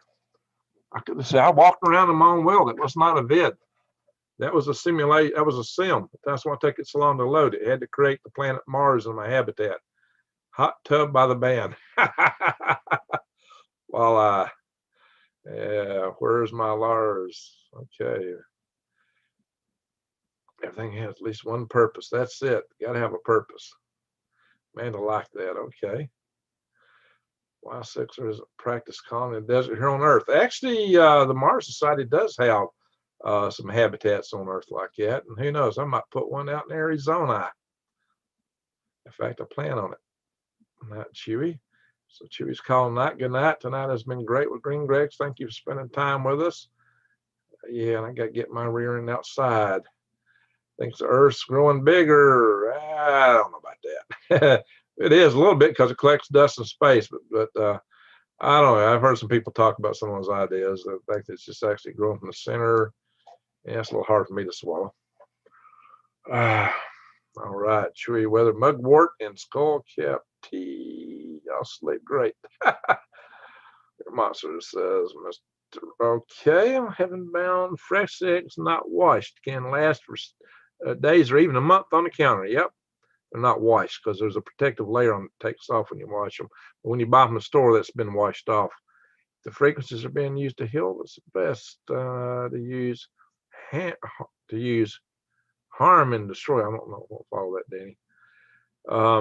I know England, they don't refrigerate eggs. Well, it's probably because they don't wash them. Bigfoot's a Nephilim, says Danny Love. I don't know. I think Bigfoot's a wild critter, but I definitely sure people think that. All right, guys. We've gone almost 3 hours here tonight. I really got to get outside and get my greenhouse. I got to run. I really got to run, folks. So, let's do this. We do have people in Texas to consider. Anybody got a prayer request? Let's do a quick prayer request, folks. Anybody got a prayer request?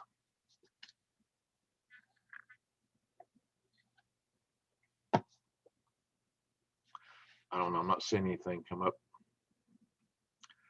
So we're going to do a little prayer here. Thank you, gorgeous, awesome.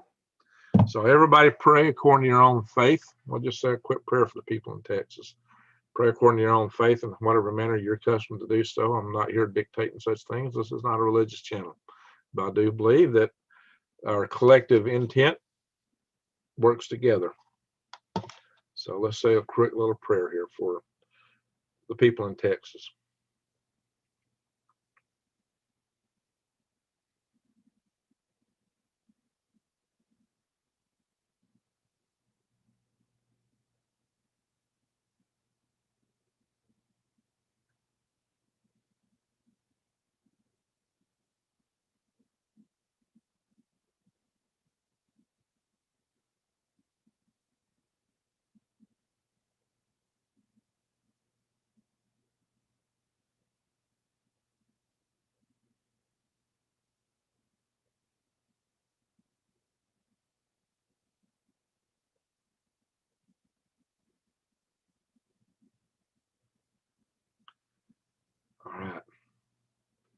I've still got 70 in the room. Somebody gave me a thumbs down. Wow, I got a thumbs down, probably because we went to Mars. Probably a flat earther. Why don't we get a thumbs down? Anybody in here give me that thumbs down? If you did, why? What you don't like? Tell me what you didn't like. Let's hear it. You didn't like something? Somebody didn't like something. That's pretty obvious. Oh, well. Thank you, our Father, for your grace and love. Amen to that. Amen to that. So I was just being rude. Is what Tiffany suggested. We were commanded to pray for our leaders. That's right. That's right. Yeah, I'm seeing a thumbs down here. Alrighty, folks. Trolls. You're right, Vicky. Some troll. Probably some troll. Alrighty, folks. Appreciate it, guys. Ladies, gentlemen, you're the best. You're wonderful. We've had a good night tonight. Good chat. We've had our good little community session here. We've had fun. We told jokes. Sang joke. I didn't.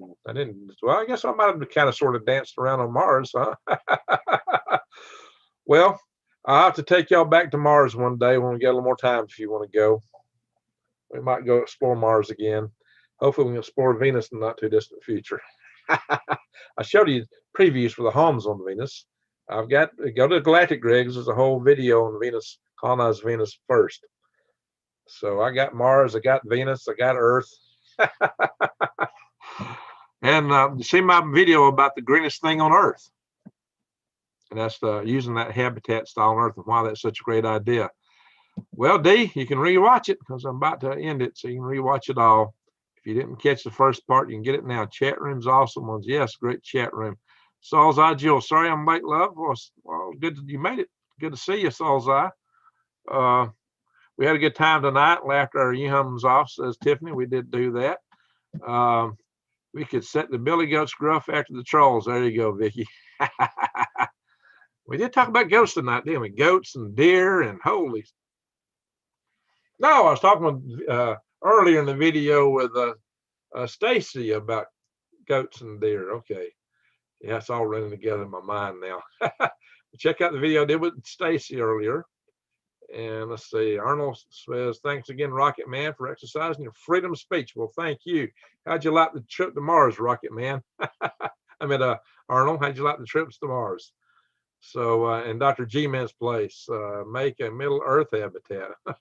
Well, it's going to kind of be a hobbit habitat as it is, you know. It's going to be in the Earth, definitely. A lot of underground stuff going on with it. But it's going to be green, too. Guys, I really got to go. So with all this, I'm going to say thank you, everyone. Thank you so much. I've had a good time tonight with all you. Y'all lift my spirits. You really do. You know, I really enjoy chatting with all you guys. You lift my spirits. You're awesome. You inspire me with your faith and just your good spirit about things. I've got some awesome people in our chat room. Is the best group. I'm just at all the people that come in, the good time we have, and the questions and the camaraderie we have. We're family, guys. Just remember that. And remember that no matter how bad things get in the end, we win. We will prevail.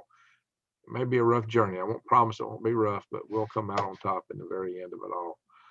So with all that I say, my friends, thank you so much. Thank you very much for watching and have an awesome, awesome, great night. So